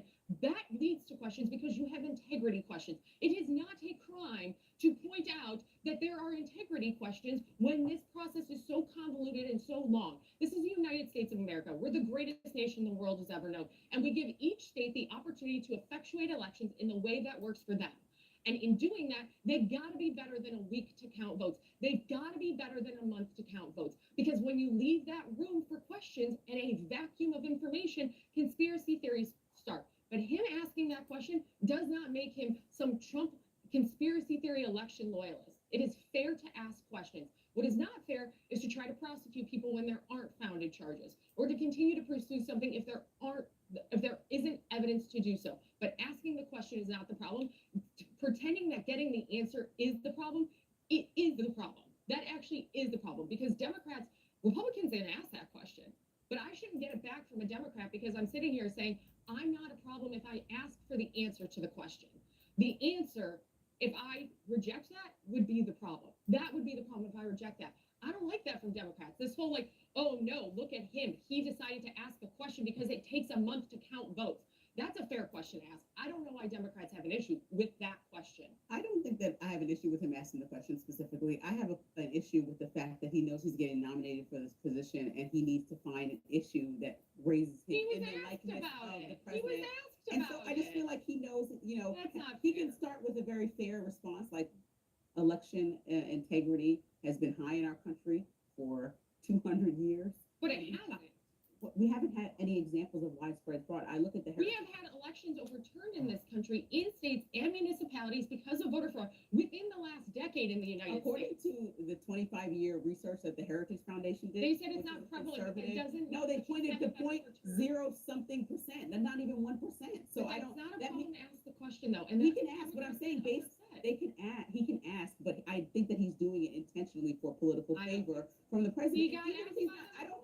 Okay, I don't. He wasn't like, you know what, So we were going to perhaps talk he's about not. stocks, but instead I'm going to go into elections. He didn't get asked that. He got asked about the election and answered the question in a way that was appropriate. But I think the Republican strategy, and I'm basing it off of the 2020 response, is if we can't beat them, cheat them, say whether they're cheating. So since the president lost the 2020 election, the response was say that the ballots were fraudulent. There was a mail-in voting issue. There was a voting issue. And all cases that have looked at this and reviewed this have been shut down. There's no proof. This is exactly why President Trump walked off of the interview with Kristen Welker last week, because she asked him to provide evidence after all these years, 6 years of, no, let me say, she asked specifically to provide evidence and the president could not. And so bringing it back to the point of election fraud, the president had. They ample keep bringing it up. opportunities- They keep But bringing the it up. president had ample opportunities to provide proof that the election was stolen, and he hasn't. Right. And when you talk about ballots, not what the he same means. ballot that had his name on it at the presidential ticket, there were like 11 governor's races that same 2020. There were several Senate and House seats that were up. So none of those elections were frauds, but only the presidential on that same ballot that people voted on was fraudulent. And so I want to hear the consistent argument from people that voted for all the other positions on the same exact ballot that it was fraudulent. Otherwise, what are we talking That is about? not what he was arguing, though. And the fact that you're going down this rabbit hole is of your own choice and not what he was saying. People are connecting this to the wider issue of election fraud. Yes, they are. Nobody is saying Literally, that. the president connected it. He talked about, the president last No. Sunday said You're gonna the all 2020 forget about election was, he no, got the asked. president said 2020 This was about stolen. Jake Clayton. And I know, but the president just connected the dots between 2020 last week on Meet the Press and California. And But so he that's the gets asked conversation these from the questions. highest person in the land, connecting the Wow. fraudulence of elections. And then Jay Clayton is just putting it out there ever so slightly that, yes, we can look at our election. What are you talking about? And Tulsi Gabbard, her connection to elections when she had no right there, gathering ballots down south. It's just like, what are we doing? The elections are not fraudulent. If we can just all say that in unison, 1, 2, 3, and look at the Heritage Foundation study, then we can stop this banter about elections being stolen in our country by migrants. But you know what? Instead, Republicans get shouted down for even asking the question. They get shouted down for They're trying to acting do like it. sore Here it is, losers. right here, in this Sore exact moment, losers. right now. I am sitting here trying to effectuate my point, and you're shouting me down as I'm saying they are trying to do oversight to make sure elections are secure. They want to make sure that people who can vote, because any illegal vote takes out a legal vote. And yes, do I want to keep talking about 2020? No. Why? I was on that campaign. Hello, I worked for the president in 2020. I'm good. I lived through it all. We can move on from it. But you know what? When reporters continue to bring it up, when we continue to have this effectuated freak out over this man saying something when he was asked the question, President Trump was asked the question. People wonder why this keeps That's happening. untrue. No, President Welker was asked Kristen this. Welker didn't ask him about 2020. That's completely untrue. Pull up the interview. Kristen Welker did They not ask him keep about bringing 2020. it up. Kristen Welker asked him about California, and he said just like what happened in And they May keep 2020. bringing it The up. president connected that dot, which is what I'm saying. But he They didn't do that didn't keep in that bringing it up. interview, The though. president, Kristen Welker brought up California specifically, and the president connected the dot to 2020. About fraud, and so the president so brought it that's- where he wanted to, but that is not what happened. But that's with not a dot to J.A.C. connect because that election was legal and fair, and he lost. Hey, but you know what? There were states in this union that bent and broke their own rules to favor one party, and that is absolutely true. Look at the state of Wisconsin. Whether or not that changed the total outcome of the election doesn't mean that that wasn't okay with what they did. What they did was president tried to wrong. break his own rules in Georgia.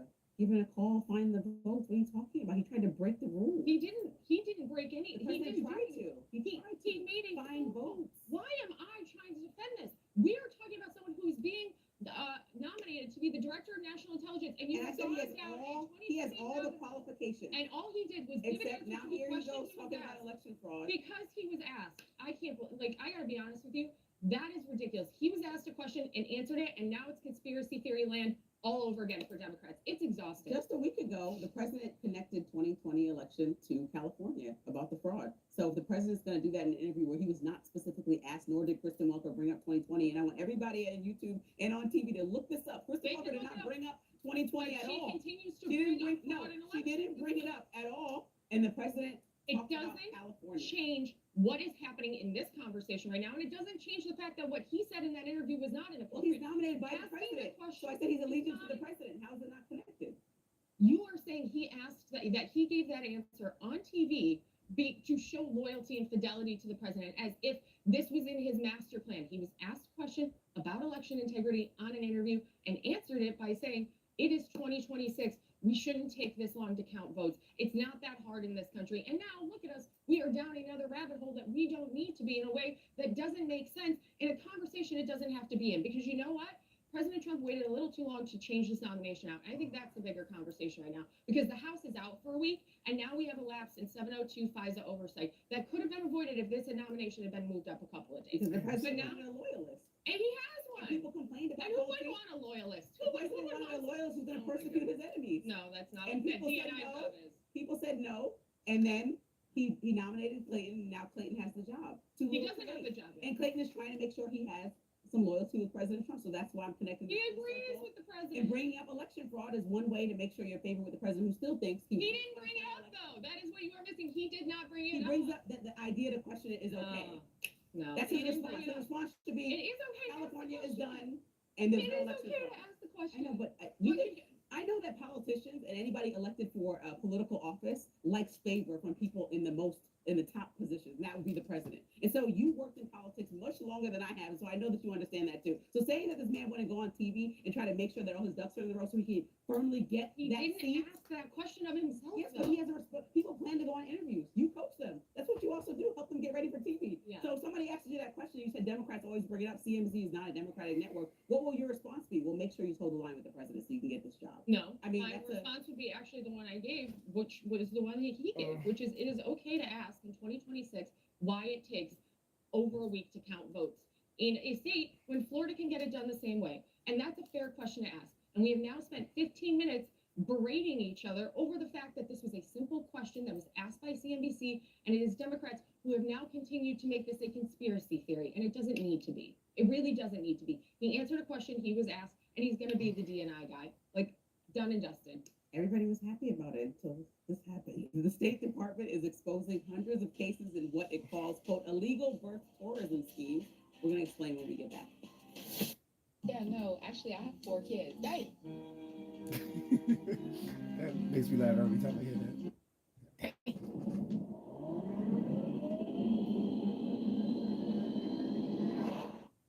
Human truly is a pioneer in this space. When we talk about cardiovascular health, we're talking about health that impacts every single part of our body. And when I talk about longevity and health span and living optimally, optimizing my cardiovascular health is at the top of the list. It's unusual a lot of times for doctors to be involved with supplement companies, but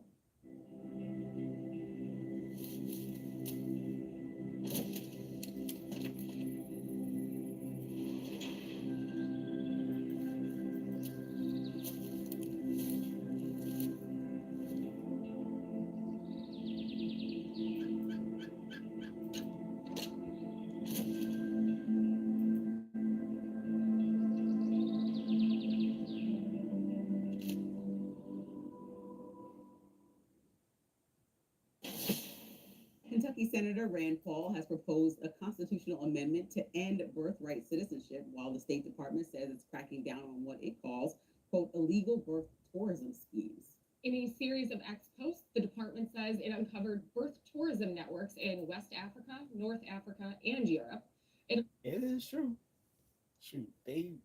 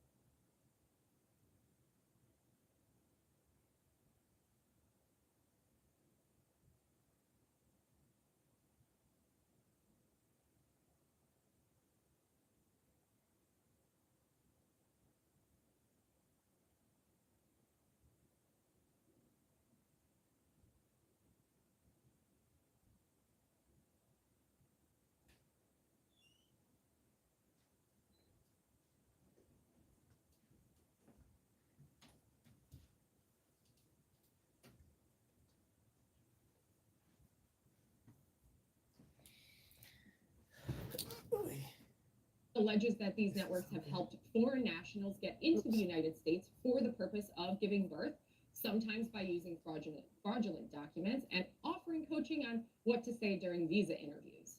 The department says the State Department is taking action around the world to stop this abuse, dismantle birth tourism networks, and hold accountable those who try to scam our system. Now, under the 14th Amendment, anyone who's born in the U.S. is automatically a citizen, but Senator Rand Paul has argued that the idea of birthright citizenship should be amended to prevent this from happening in the first place. He responded to the Department of State, writing, quote, "I have proposed a constitutional amendment to end birthright citizenship. Cases like this are not what the 14th Amendment was intended for." It certainly was What are not. your It was thoughts intended for about slaves. this? Because Rand Paul is not And then it was later extrapolated He's to very the libertarian, very Chinese independent. This is because of not the Chinese MAGA Exclusion flag Act, which putting this kept forward. them What do you think about this effectively potential stateless, constitutional amendment change? even though the they've been living likelihood here for is very low. generations. So And I they were understand effectively that stateless, with every system, there are people trying to take stateless advantage permanent of it. And residents. so I They were don't permanent think residents that who were he will stateless.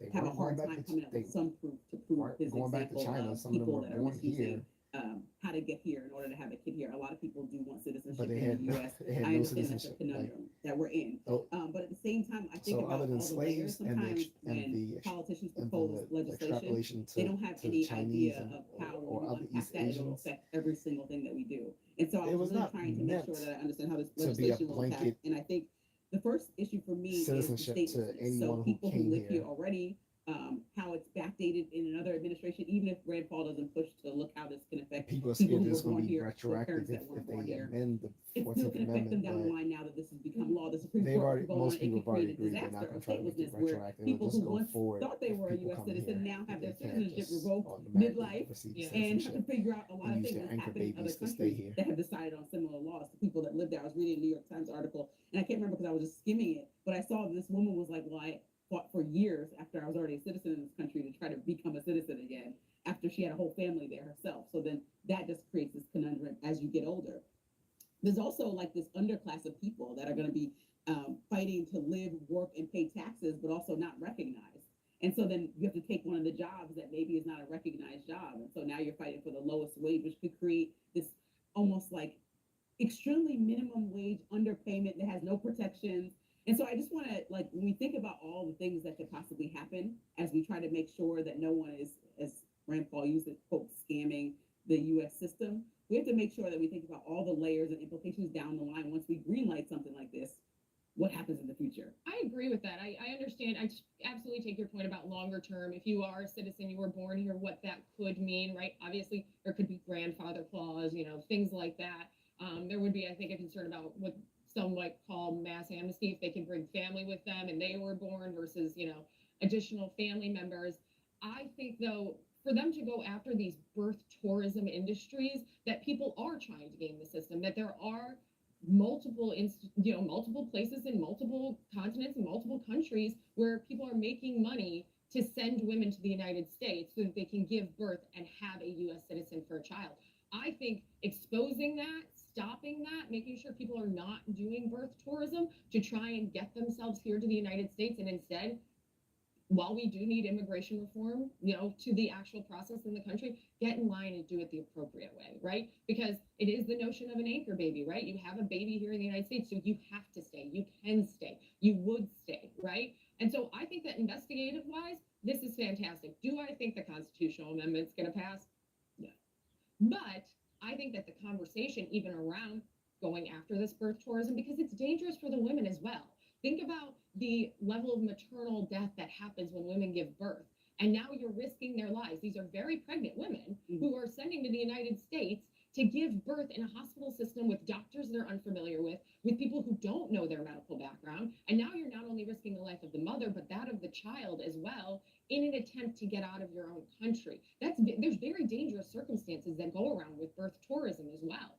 So I think that alone is fantastic. And I think that, yeah, absolutely. If in that case, if you are paying money so you can just try to stay here because you gave birth here, that's not how our immigration system works. Whether or not you like that, that's not what Congress has legislated in this country. So you cannot do that. And you should I don't know what the fix is for that child, right?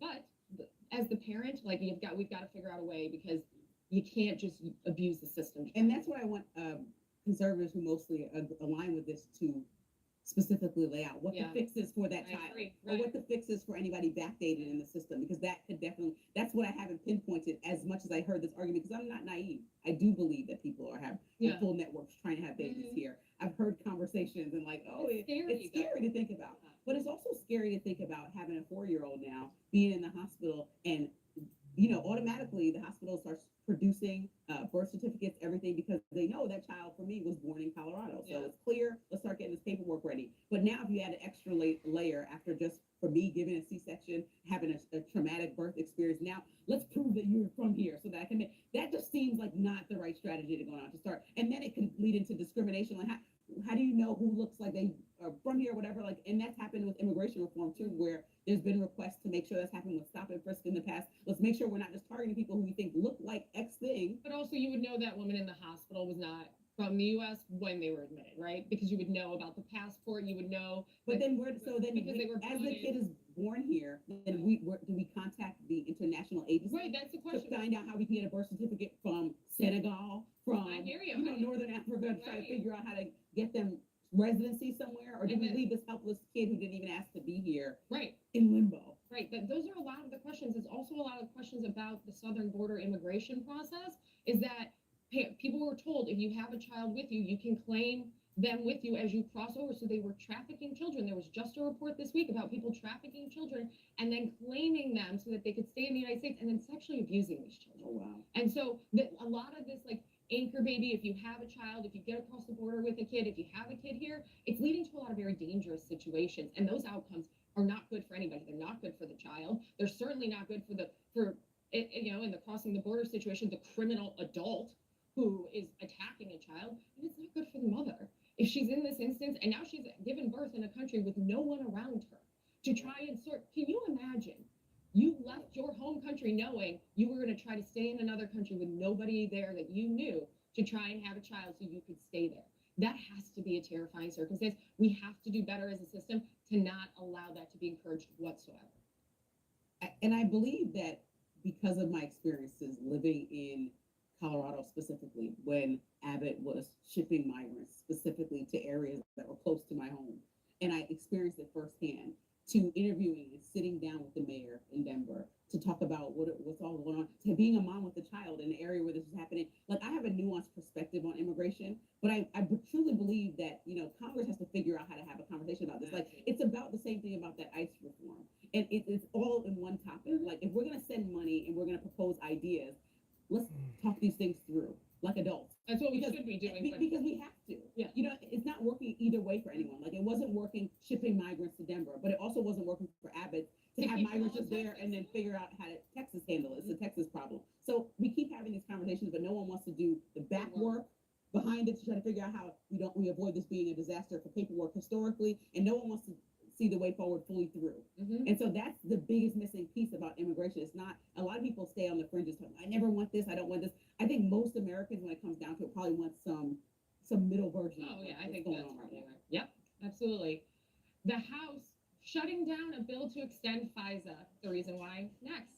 Stay with us. Now that's real food for just $10. Only That's at Royal not real Farms. food. It's about French fries, fried chicken, and a snack. That's not real food. That's this is real food. Junk food. Although it looks Throw a delicious, penalty not gonna flag front, on the but hospital it's junk monopolies food. and their abusive price Calling that real increases. food is 4 times the bullshit. rate of inflation. That's 15 yards for price gouging. 500% markups on cancer drugs. That's 15 yards for predatory pricing. Hiding their price hikes from patients and ignoring federal transparency laws. That's another 15 yards for deception.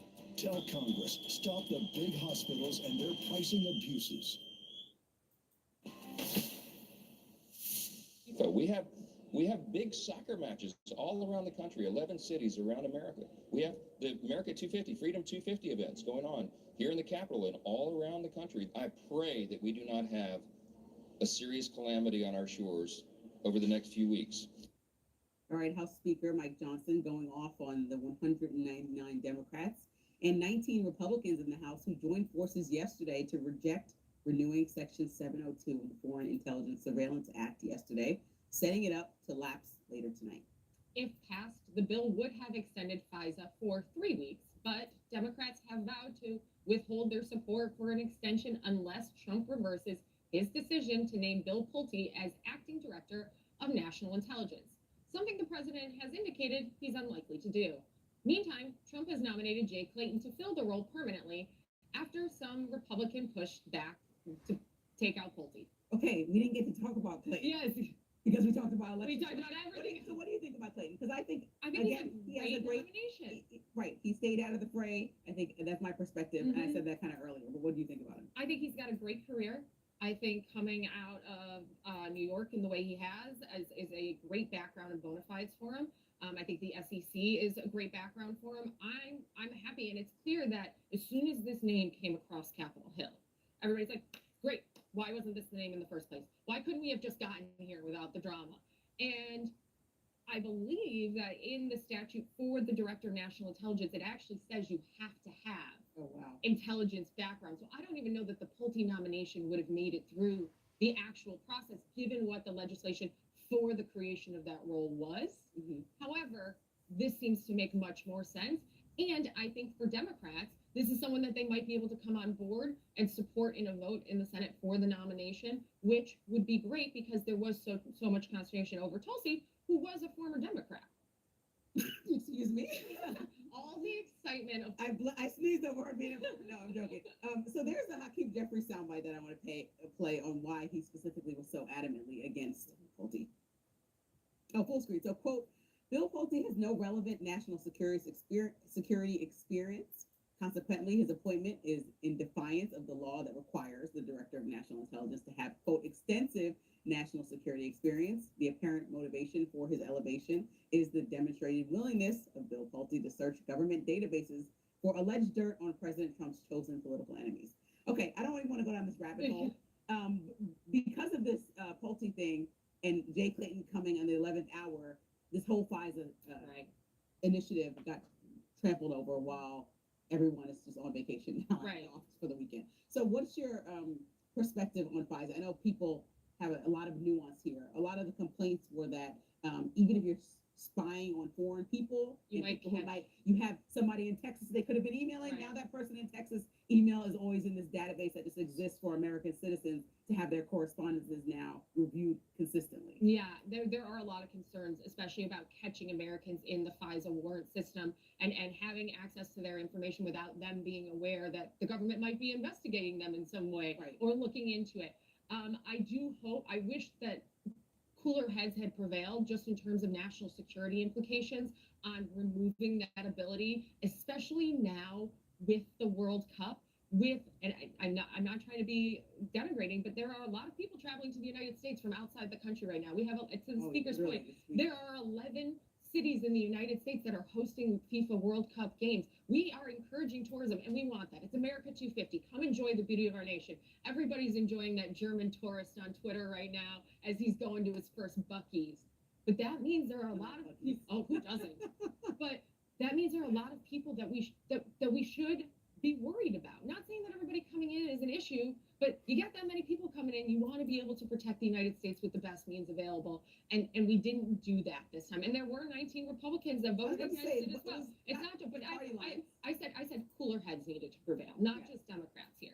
And so this is a scary time. I wish and I hope that the speaker in some way is possibly able to cut a deal with Hakeem and say, let's do this via UC. Let's do this via a voice vote. We can gavel in, take care of this for the short-term extension and get the program up and running again versus not being able to get this back running, because that is an option for them. Do you think Democrats could take that short-term deal?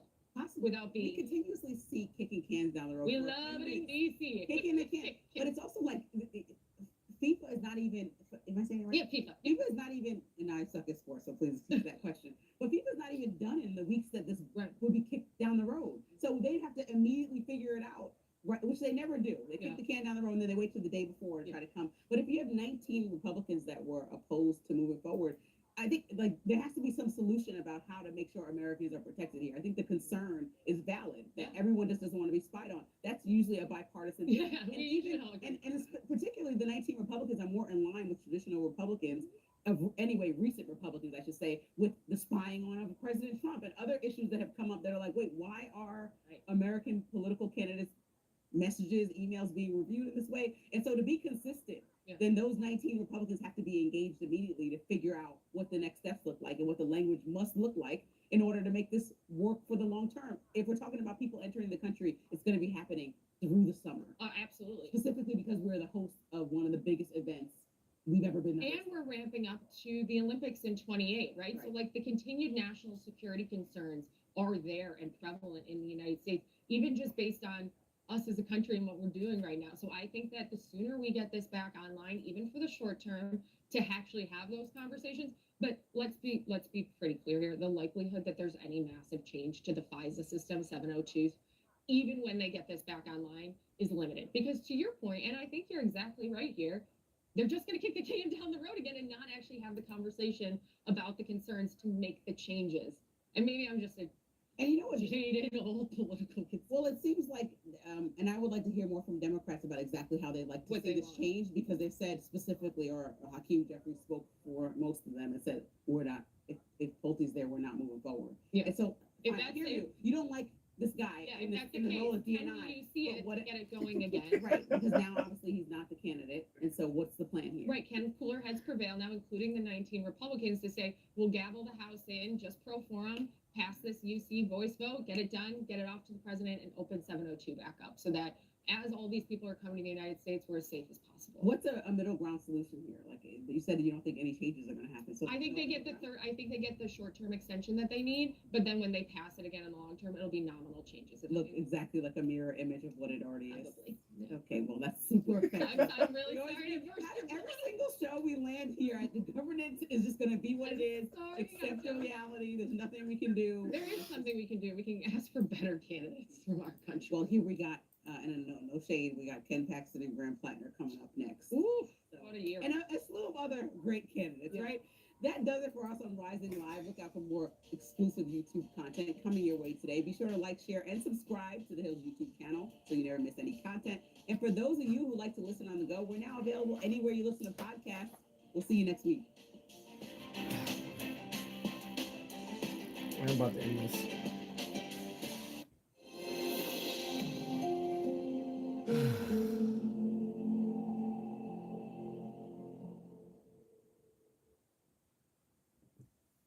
Get charged up with Constellation. A home EV charger installed by Constellation means your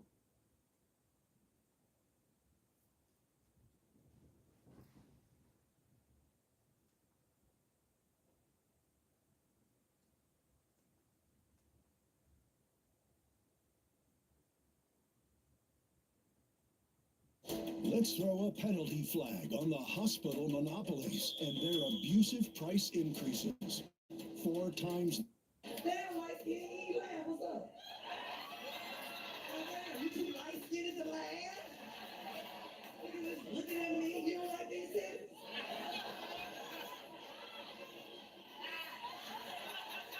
Oh, that's your woman right there. Oh, you got this nigga in check. Oh, okay. This nigga's not allowed to laugh at a big titty bitch. Look at me like he's angry. He can try his best not to laugh. Y'all married, that's your husband. Oh, that's your boyfriend? How long y'all been together? 5 years, yeah. Y'all both light skinned. Y'all don't talk 5 years. Man, a whole light skinned abusive relationship.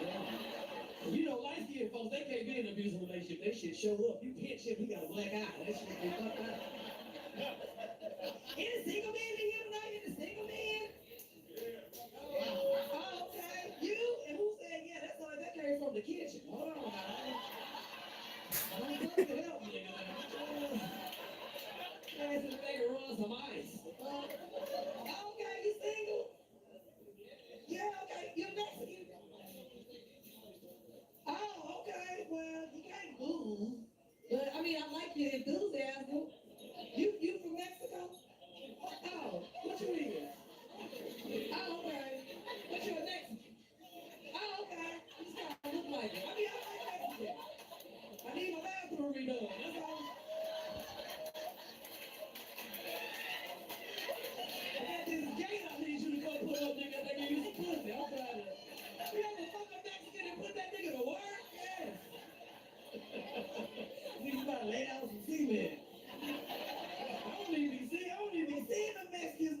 Trump got the motherfuckers scared. That shit funny as hell.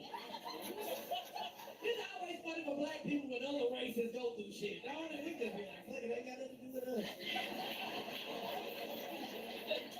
My time is hard on another motherfucker, ain't man? Oh, shit. All right, y'all got any questions before I go? Nobody? And the only person on the fuck me is Rico Suave and the nigga in the kitchen. Okay. Other than that, nobody? Man, you are old. Oh, lady, I ain't got gay one time. I don't like the taste. Shit too wet for me, all that kissing and titty bumping, all that shit. All the kissing and titty, and I just, when she asked me to eat a pussy, I said, oh, hold on now, bitch, wait a minute. Bitch put her pussy in my face, I pointed that bitch in the pussy. With your nasty gay ass out of here. Yeah, that's why I had to draw the gay line. That's why I was like, wait a minute, bitch. Let me get back to these ancient niggas, they taste better, you know what I mean? Let me get back to sucking dick, shit. I don't want to eat no pussy. You know, I don't even eat too much sandwiches. Damn. We get back to sucking dick. Dick tastes like an elbow, no? We get back to sucking on this skin. Everybody trying to lick no flesh. That shit is too fleshy. You know, female comedians only can talk about sex, and that's I it. don't even eat yogurt. That's why they got a limited range of humor compared to a male comedian. Money and shit, you know? We're going out shopping. She wants some boots. Bitch, I want some boots. Who gonna buy the boots, bitch? Because that ain't gonna be me. I hold them bitches to the fire. I make them bitches change tires, pump the gas, take out the trash. Bitch, you gonna be a man, be a man. Look at him, ain't laughing. What's wrong with you? Put your glasses on. That's your man. Oh, okay. You be eating your pussy with his glasses on and shit.